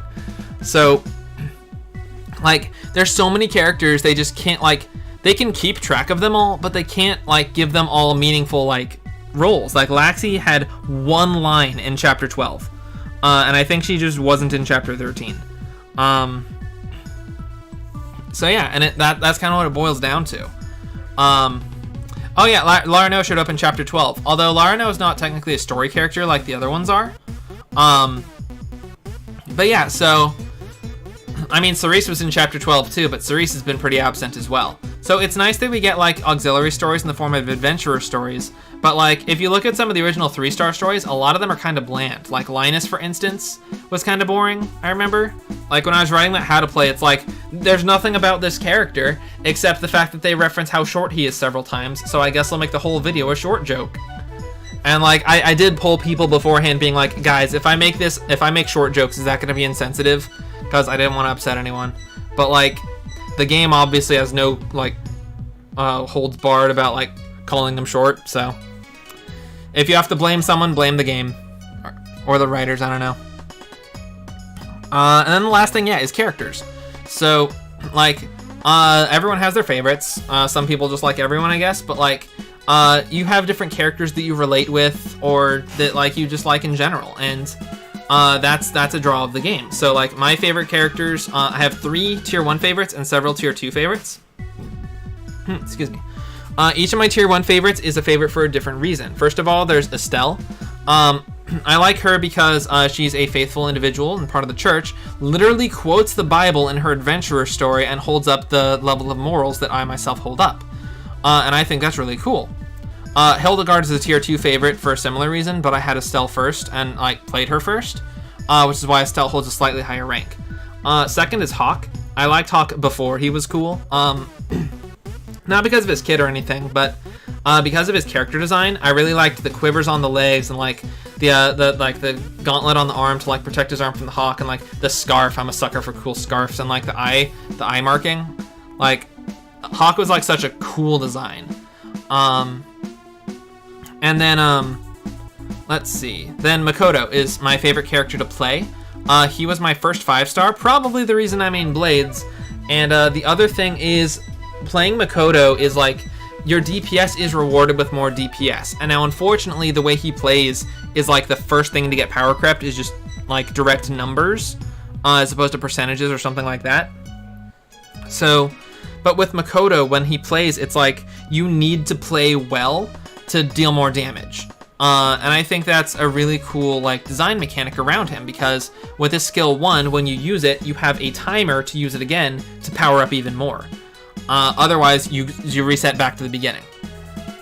So, those are my favorite characters personally. And then a lot of people know that my favorite dragon is Fubuki. And the reason behind that is when we first got, like, news of Dragalia Lost with the Nintendo Direct for Dragalia Lost, when they showcased the summoning system. They showcased characters, dragons, and worm prints. And for characters, the character they showcased was like the character art they showcased for characters was Edward, and then the dragon they showcased was Fubuki. And I'm like, that dragon is so cute, and I want it. And so that's how Fubuki became my favorite. And then it showed like I think it was they showed like one of the other dragons that wasn't Fubuki, like the 3 stars, like coming down from the summoning thing, and they just like kind of float down and they just kind of like squirm a little bit as they're desperately trying to hover in the air. I'm like, that is adorable. So that's how Fubuki became my favorite. So yeah, I've already next I have listed as gameplay burnout. I already talked about this. That like really hard content like Omega Raids have almost no replayability. Endgame content like Agito have a limited amount that you would play them. Like once you have all 8 tier 2s, are you really gonna play it more? Like there's not really a reason. There is an end cap, and even then, like you don't need more than 1 or 2. Like I have a tier 2 Shadow Sword and a tier 2 Flame Sword, and I haven't really been pursuing a second one in either, even though I have the materials for another flame weapon. I just don't have a reason to pursue it because I also have like Dragon tier 2 weapons that are max unbound because that's the only thing we can sync our Damascus into anymore. And so, let's see, compelling rewards, like I touched on this too, that like if there's nothing on the other side, if the only thing you get is the fun gameplay experience, like you're really only going to want to do it once. So like with like the dragon battles, like the only reason we're doing those in the current event is for the rewards. Like I auto those, like full on auto. I don't pay attention to it. Let's see. And then I talked about like rushing to clear new content and then have nothing to do. The other thing with veterans is summoning burnout, because the longer someone plays the game, the more complete their collection becomes and the less likely they are to get new things in the gacha. Because like as much as like we got a new banner, it's got new 5 stars, they're rate up, so you're semi-likely to get them. But like for the more complete your collection becomes, the less likely you are to get a non-dupe when you get something off focus. So like for everyone who's gotten like a Hawk dupe knows this. Like you're like summoning, you're trying for something new, and then you just get a dupe. Well, like the more things you have, the more chance it is a dupe instead of something new. So like when I was a new player and like there was the entire pool of adventurers, and like I know other YouTubers do this too. If they do like a tenfold and there are no 5 stars in it, they'll skip it because we have all of the 4 stars. Like there's nothing new in there. There's just Eldwater. Let's see. So yeah, the trade-off with this is that to build units to max them and get their co-abilities maxed out, you need Eldwater. Now the new welfare units and raids are actually starting to counter this just a little bit, but you still need Eldwater to build like the really good ones. And veterans will get much more Eldwater than new players from summoning because they're getting more dupes, and new players will get new units instead of Eldwater. So that's the trade-off there, but at the same time, if you're going for Eldwater, there's more efficient ways, albeit more time-consuming ways, to get more Eldwater. So let's see. The other thing I've listed is the casual direction the game is going. So basically, casual players or newer players are more likely to enjoy what the game has to offer because new players have all of this content that they've yet to experience, all these gacha units they have yet to get, like versus veterans who they've seen it all. They have nothing left to do. They have nothing left to get except for a few units, which they're very unlikely to get. So, and then there's the rate up ones, which they're still semi unlikely to get. So yeah, that's the last thing I have written on my laptop to talk about. Let me flip through my notebook really quick because I wrote down things earlier at work today so I wouldn't forget them. And then I'll read up on chat a little bit.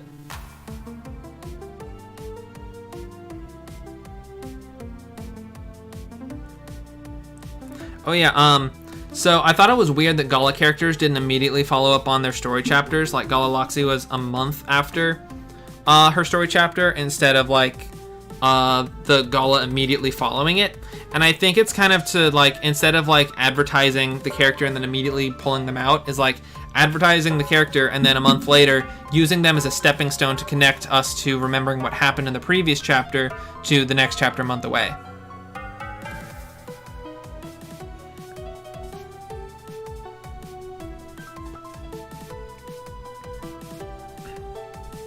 Let's see.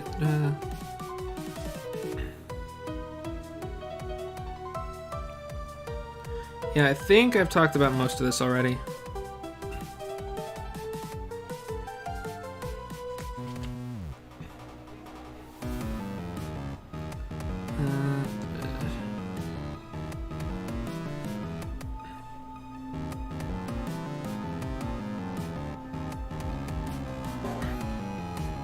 Oh, is that something I missed? Yeah, something I missed under why people play Dragalia is collection. So basically, like, getting all the units, getting all the weapons, that kind of thing. Kind of like Pokemon. Gotta catch them all.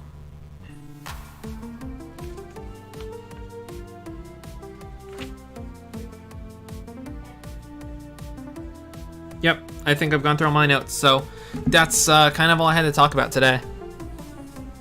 But yeah, it's kind of the driving factor from, like, why veterans are getting a little disinterested in the game. It's just because we've seen it all.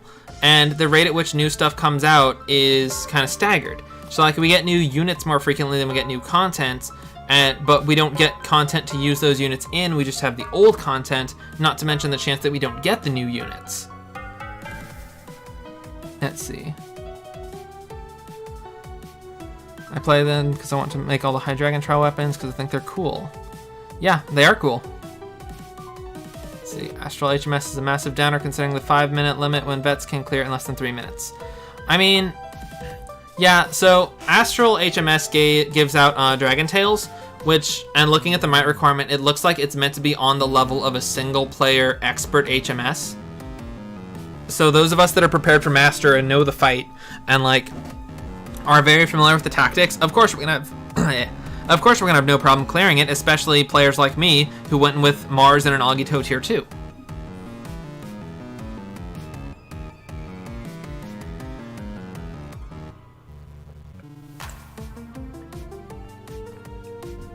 A good amount pales in comparison to the vast quantity games like Azure Lane Gate. I mean, the other thing to consider is I mentioned the development time.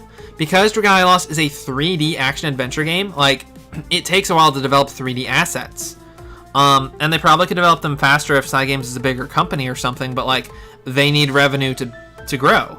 And this is also not a good time to grow a company, like with the state the world is in.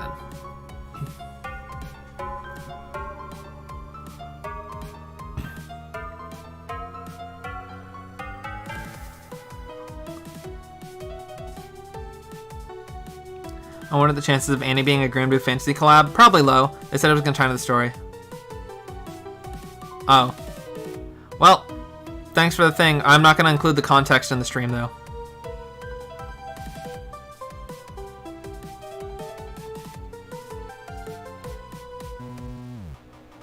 I mean, yeah, so if Cygames is a massive company, the thing is they're also, like, split into groups, because, like, you're going to have different subgroups working on different games. I feel like I need to add something totally different to hold on to bets. Fishing a dragon playground. Yeah, like, the thing with Dragalia Lost is, like, a lot of action games, it resorts to fight enemy, win game. So it's kind of like, it's why defense units and healers just didn't really have a place and still don't have a place in a lot of fights, because the way you win is via pure DPS. Like, the only thing that matters at the end of the day is the boss's health bar goes from full to empty. Like, and how you do that is with DPS. So obviously attack units are going to be the forefront. And then support units, a single support unit can make DPS units deal way more DPS. So sometimes they're really good too. And then with healing units are only used if they are required. So, like, early HMS, like, the undodgeable attacks, like, I remember people complaining about them, like, oh my gosh, you can't dodge the attack, that's so unfair. And, like, well, no, it's a gameplay mechanic. So while it may seem unfair, that's how the fight is designed, and you have to plan around it. So, like, a healer was required. In order to get that DPS, you needed to not die. And you would die unless you had a healer. And so that's where healers see their use, which is very niche. It's only if you need it, or you want, like, a really, really, really big safety net. And then, like, beyond that, there's defense units, which just don't really have a place except in autoing. So I know, like, Templar Hope is, like, a staple for autoing expert Ciela. And, like, Patia, I think, is she a defense unit? Yeah, so Pati is a defense unit, but she originally was a defense unit, but her spiral actually made her more of a support. Because she gives the team a strength buff as well. So, like, defense units, they have some places, but most of them don't have a place. Yeah, Volk needs a healer most of the time. I agree. You need to heal off the plague in order to pop the nodes. But yeah, like, some fights require healers. And one thing I don't really like is some of the parallels between the requirement for healer between Agito and High Dragon Trials. Like, because High Mercury set precedents that you can have fights that don't require healers. And I really like what they did with the Dragon Trials, with how their fight kind of mirrored their dragon aura as 4-star dragons. So that being Jupiter and Midgard are split dragons. Mercury's an HP dragon, and then Brunhilde and Zodiark are attack strength dragons. So, like, Midgard was kind of a balanced fight. Jupiter kind of balanced as well, although his stats increased drastically for Expert and Master. And then Mercury didn't actually have any attacks that were guaranteed except Opening Blast, and had a lot of HP, encouraging players to not run healers. And then fights like Brunhilde are just like relentless assault, but not much defense. And then Zodiark, yeah, I don't know. His fight didn't really tie too much into his being a strength dragon, but he's got a lot of attacks, I guess. I don't know. They have a lot of attacks. I think if they had a sparking system, they could easily cut the amount of free summons in half. Yeah, no, like, they could give us no free summons if they give us a sparking system. Like, the thing is, though, if they had a sparking system and a pity system, like, they would make nearly as much money. Because players would just get, like, all sorts of cool things.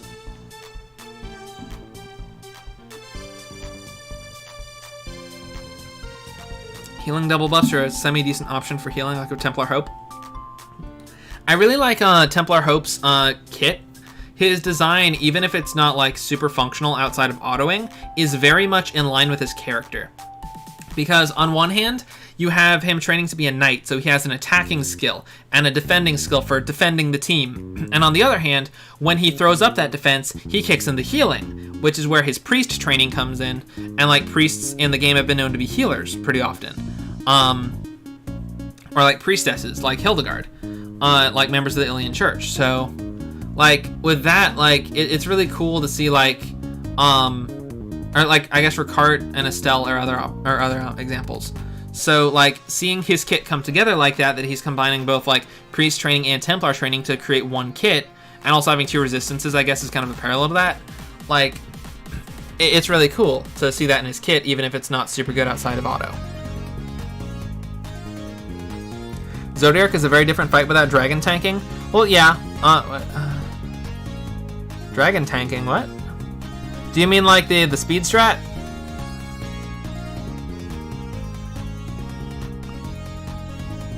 Like, the Zodiark fight has changed a little bit since they lowered the opening blast, because Galliudin now has a much harder time getting down below his threshold to heal up the team with Cupid. Let's see.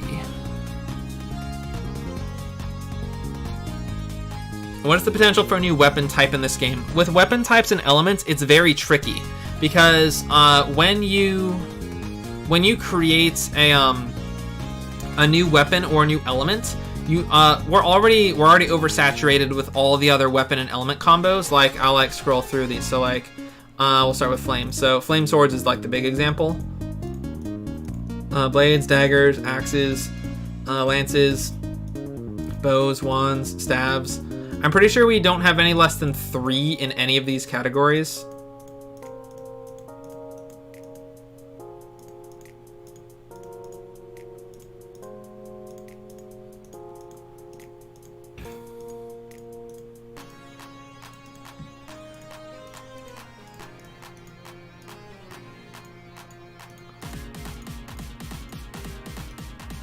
I think Shadow's the one with the fewest.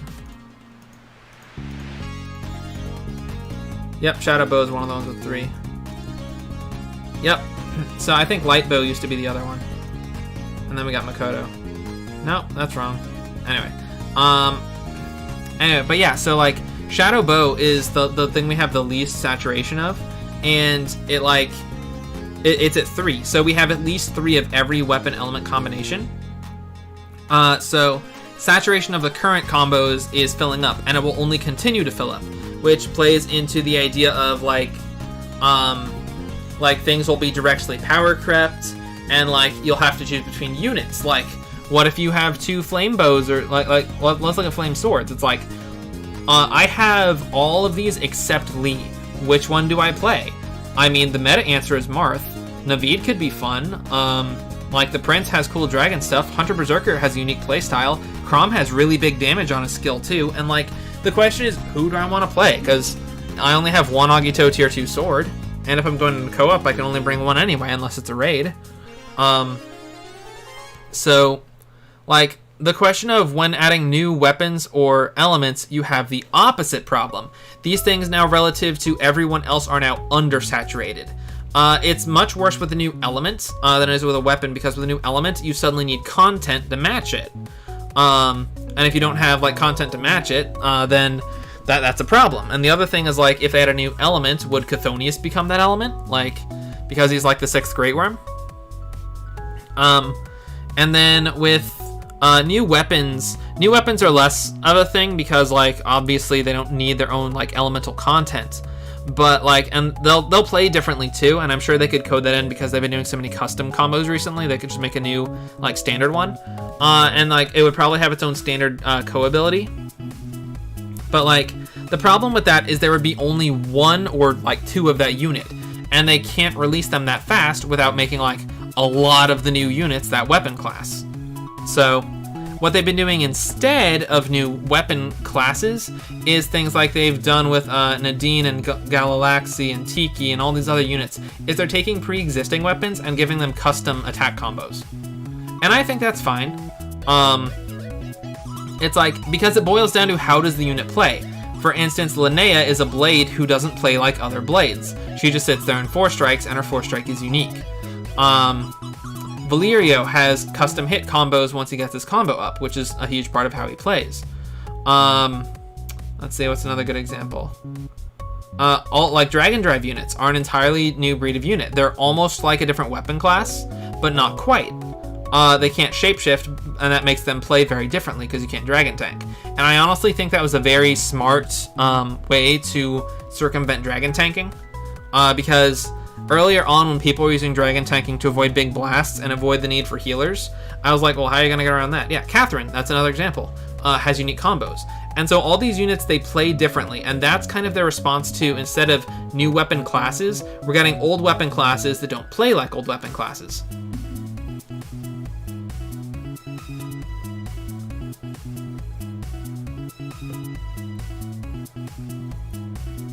Zodiac pre-Gala Prince, when you actually had to tank up the stackers. I mean, with any new Dragon Trial or any new endgame content, it's always going to be hard when it comes out.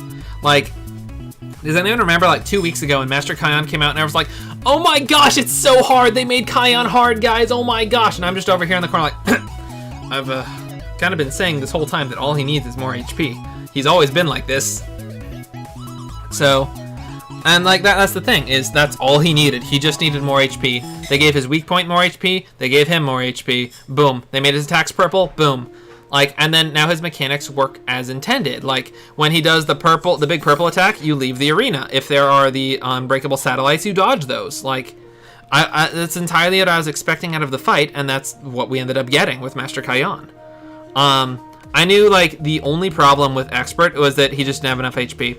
Because he only had like 1 or 2 million more than Volk, but he took double damage on top of being versus Shadow. Just, it makes Expert so easy. So, yeah, no, like, you say it's like only a little hard now? Yeah.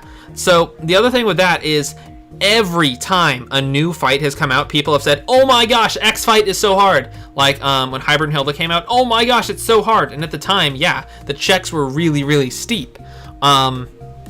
Like, Master Hybrid Hilda came out, oh my gosh, it's so hard. And like, now it's just like, oh, revives. So, yeah, and with it, it's like, the fight is only hard because nobody knows it yet. Like, as soon as you know the fight, it's not hard. Like, when people were like, people asked me like my initial impressions of Kai, and I'm like, it's all right. It looks challenging but fun. And like I've heard a lot of people say like, oh my gosh, the weak point is so hard to break. I cleared the fight once, and I don't think my team ever had a problem breaking the weak point. It got close a couple times, but like not like ridiculously close. You can solo Master Hybrid Hilda Deathless with Shadow only. Well, yeah. I'm guessing Grace is on that squad.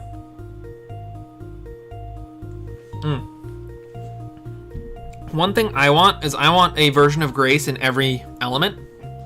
For a couple of reasons. First of all, make Grace like, I don't know, like not necessarily like Grace specifically, but like someone with a life shield like Grace's. And so basically what this would do a couple things. A, people who don't have Grace have a chance to get something else instead. And then like it will take a lot of the focus off of Grace and give us more options. And like I'm pretty sure life shields don't stack, so it's not like they're making Grace better by like giving access to like a bunch of life shield units.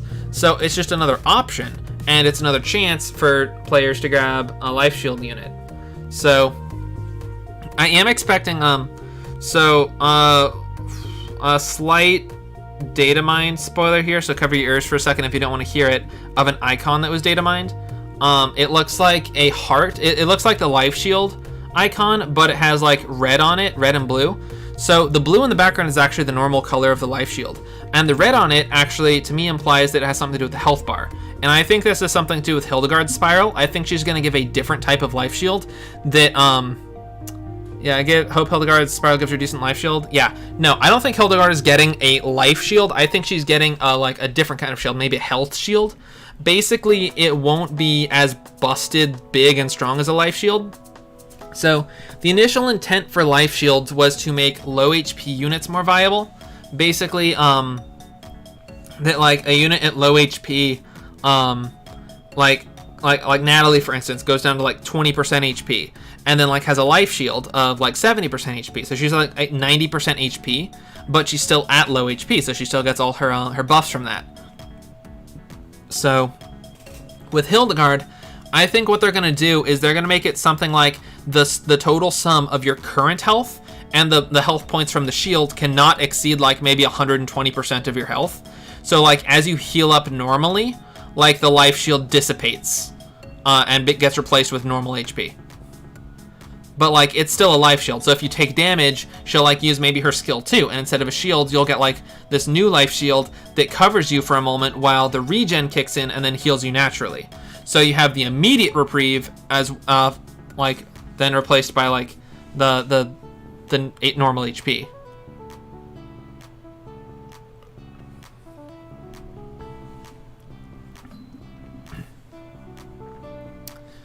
But yeah, I think that's a good way to fix like a busted strong life shield.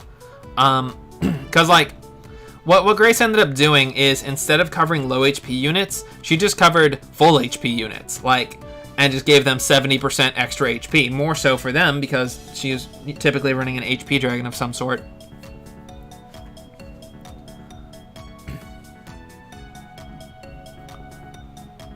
So yeah, I'm probably gonna end the stream here relatively soon. We're coming up on the 2-hour mark. But after this, I'll be on my Discord, and I'll probably be streaming Minecraft onto my Discord, because I've been playing a lot of that recently, and it's been a lot of fun.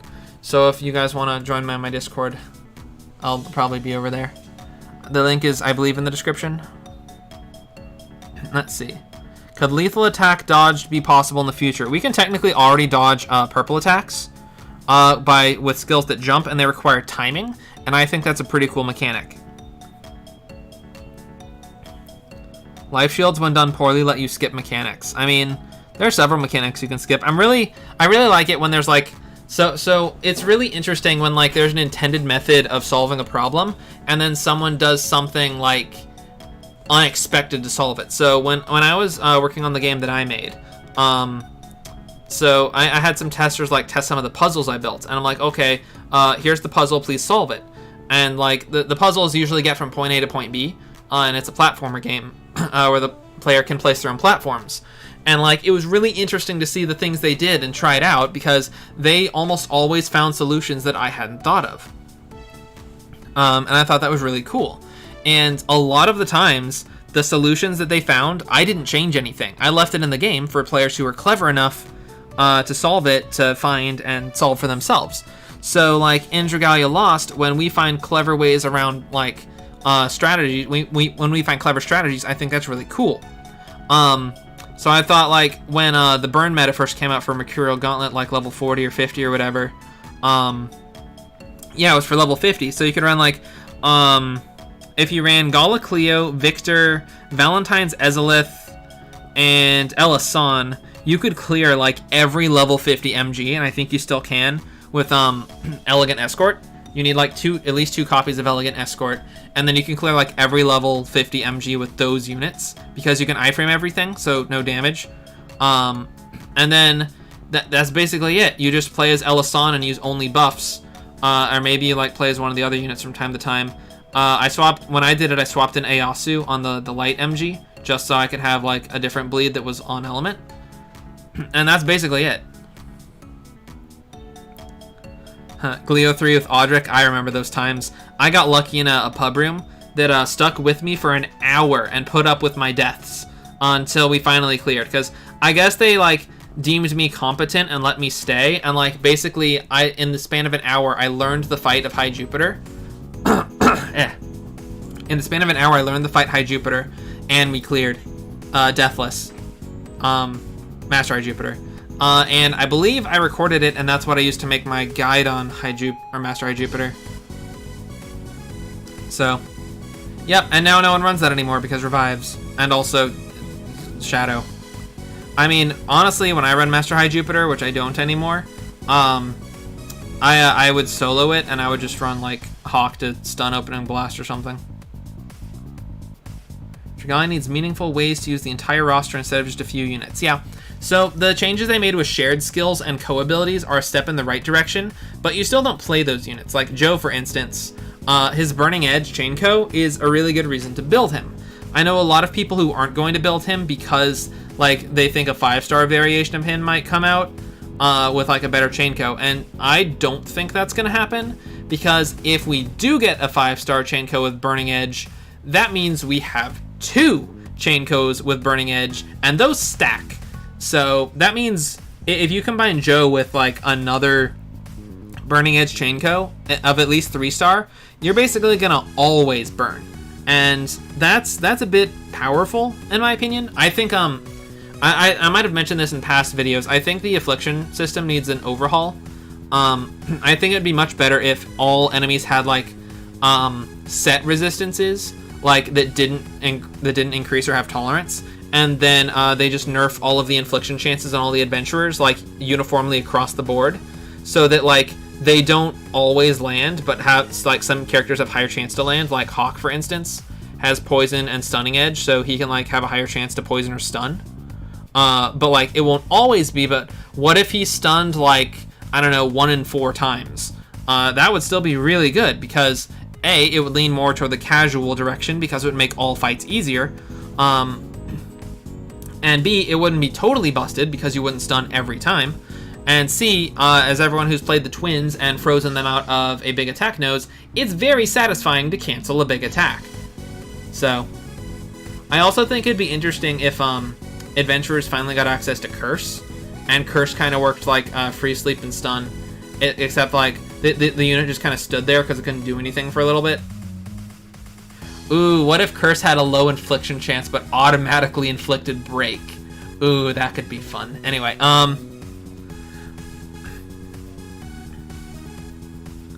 I have no idea what y'all are talking about, just trying to understand, but still too confusing. If you want to get confused, go watch my video on the time travel theory, because that's what I call confusing. That's what everyone calls confusing. But yeah, I agree, like, a lot, well, that again, it's one of the inherent problems with the gacha model, is they just keep adding characters. It's an ongoing development. There's just gonna be a new character, new character, new character, new character, and we don't get enough content to support that. So when I see things like Astral Hymed Guardsimer, it gives me hope that we'll get some cool new content that doesn't take too long to develop, because they'll take a piece of content A and a piece of content B and put them together and make something entirely new.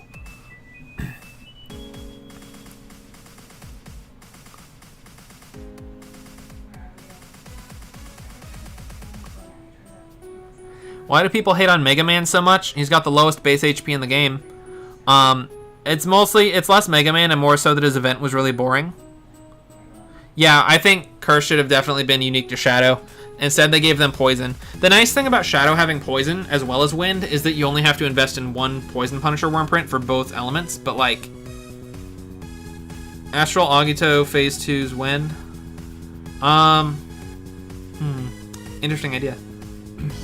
Mega Man isn't bad. He's not amazing. I know Orthodox told me that he was running him in like Master Volk, and without extra defense or HP, he'll just die outright to Steel Vitality.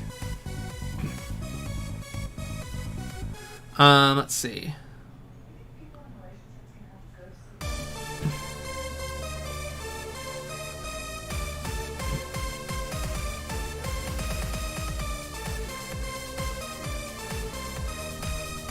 Speaking of your time travel theory, I'll help you do another review discussion stream for chapter 15 later this month. Yeah.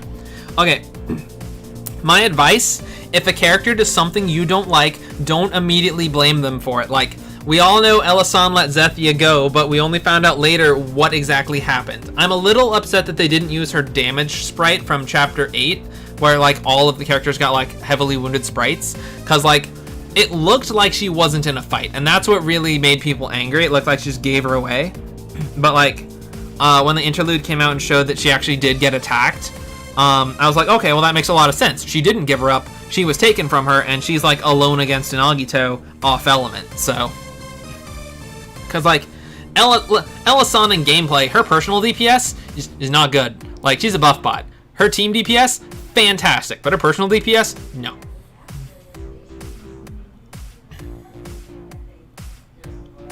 A good way to use old stuff to create new content would be to use the other 5-star dragons to create new void battles. I mean, void battles are one thing though, because like, are they going to be hard void battles? Like, because like, again, like, I don't want content that takes 10 seconds. I want content that takes 3 minutes, because I enjoy playing the game. And like, new Agito fights do that for me, but we only get those once every 2 months. And like, Master Agito fights are fun too. We get those every other 2 months. Like, the thing is, the rewards for those, I don't need them. So like, I cleared Master Kion once, and I haven't pursued it anymore since, because that gave me enough to make the tier 2 sword for Galax, and I just haven't needed another tier 2. I'm considering making one for Glio, because I like Glio, and Ancient Ray is like the best skill ever. But like, I know it's not like the best skill ever meta-wise, but it's so much fun. Let's see. What's Astralheim and Gardsimer? Play through the current event, you'll find out. I don't think a Zelda or Grand Blue crossover would save the game. I mean, nothing's going to just save the game. Like, saving isn't just something that happens. Like, for a game like this, it takes time to like make that transition. Galaxy Windrez is so clutch on Mega Man, yeah.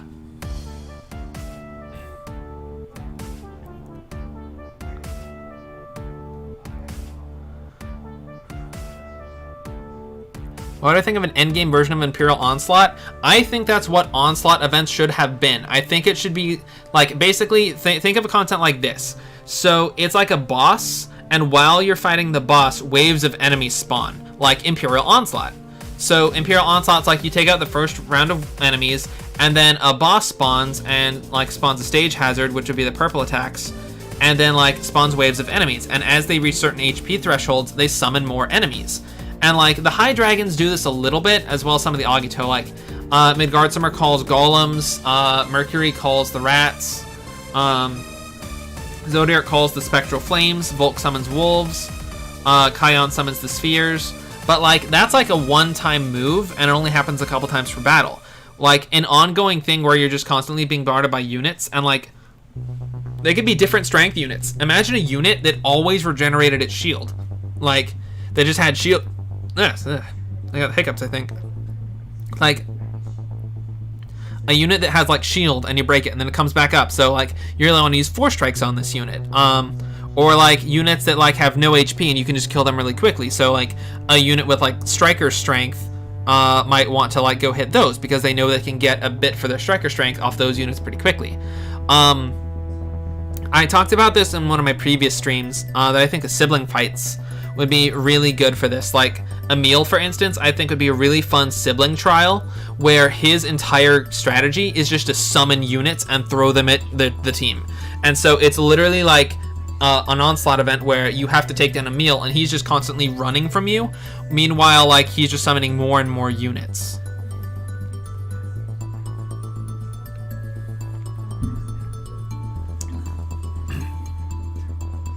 Ancient Ray.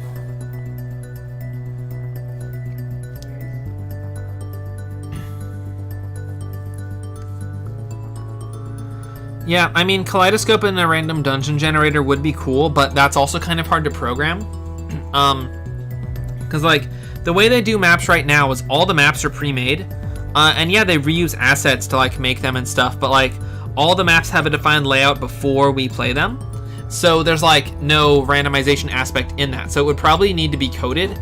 And while they might have a base code for it because it was data mined at the game's start, I believe, which means they're, like, they were working on it at one point, like, they would still have to implement an entirely new system for that, as well as a way to seamlessly connect the pieces of the map that were randomly generated.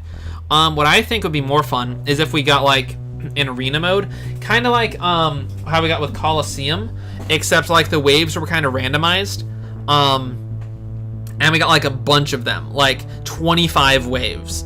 I think would be fun, and, like, every 5th wave is like a mini boss until, like, the final wave, which is a boss. And, like, you don't necessarily have to clear wave 25 to win. It can be like the challenge battle where if you fail in wave 3, you still clear, but you get less rewards. The problem with that is in, like, endgame content with multiplayer, if, like, people start dying, people will really want to leave and bail beforehand. So I think what would be another good option is to, like, give the player, if all the players die, like, give them the option to accept the rewards or quit and keep their stamina and gather wings.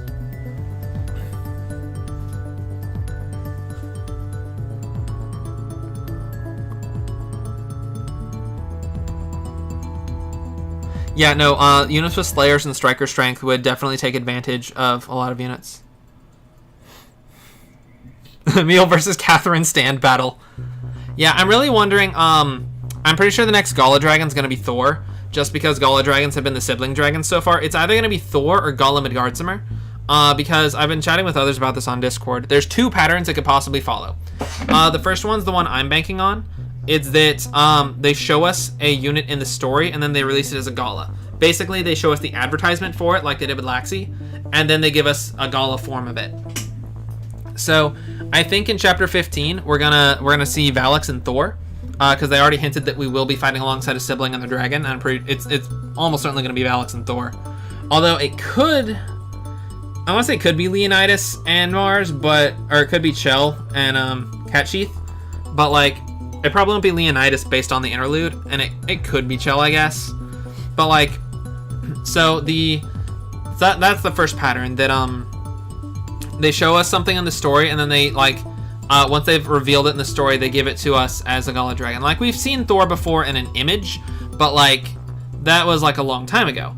The other thing is that the pattern that they give us a Gala Dragon relevant to an upcoming Master Agito, which would have been Mars for Master Volk, Catsheath for Master Cat, so next up would be Master Ciela. So we'd get a Wind Dragon. And the only Wind Dragon I could think would be getting a Gala, because Galas are usually story-related, would be Gala Midgardsormr. Because he's like I think he's the only Wind Dragon from the story that we, like, have. So.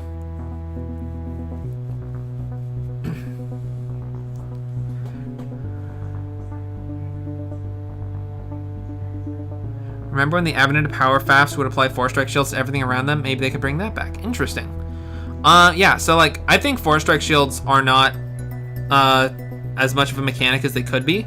They're a little bit annoying to deal with, but they're a mechanic. Like, you break through the shield, boom, there you go. Like, they're a mechanic in defense battles, and I respect that, because it's like, if you walk up to a big field of enemies and you drop a skill on them, it's not going to do much, because these enemies have shields that activate when they start to take damage. So what you do is you take a blade and you 4-strike through the field, and that breaks a whole bunch of the shields, and then you drop the big skill on them.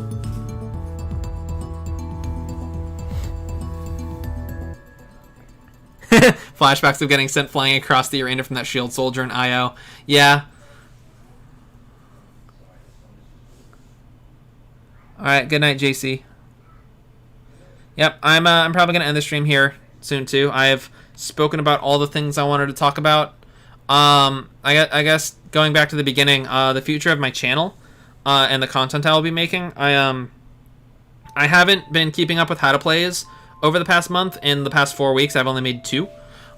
So I will be making those going forward as I have ideas for them. And like, because I want each one to have its own identity and to be unique, as opposed to just kind of blending in with the rest. As an example, Lowen and Giroda are 2 that I think have like good own identities, versus Renelle, which is one I made when I was out of ideas. So, yeah, so that's kind of with that. And then I'm working on a new series called Let's Design, which I have more ideas for. And I'm just waiting on my sister to help me finish some coloring in some artwork that I made for the first character.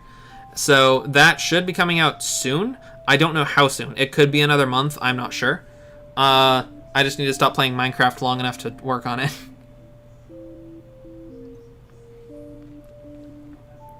But I want to thank you all for joining me here today. I will be in my Discord pretty frequently, actually. I like hanging out in voice chat because I like talking to people. I like being social. Every personality quiz I've ever taken has ranked me half and half introvert extrovert. And so like chatting with people online is like the perfect thing for that, because like you're not actually with people and you can leave at any time, but also you get to chat with just people. So, yep. So I'll be on my Discord. Thank you everyone for showing up and listening to me talk and rant for 2 hours. It was nice hanging with y'all. And I will see you guys next time.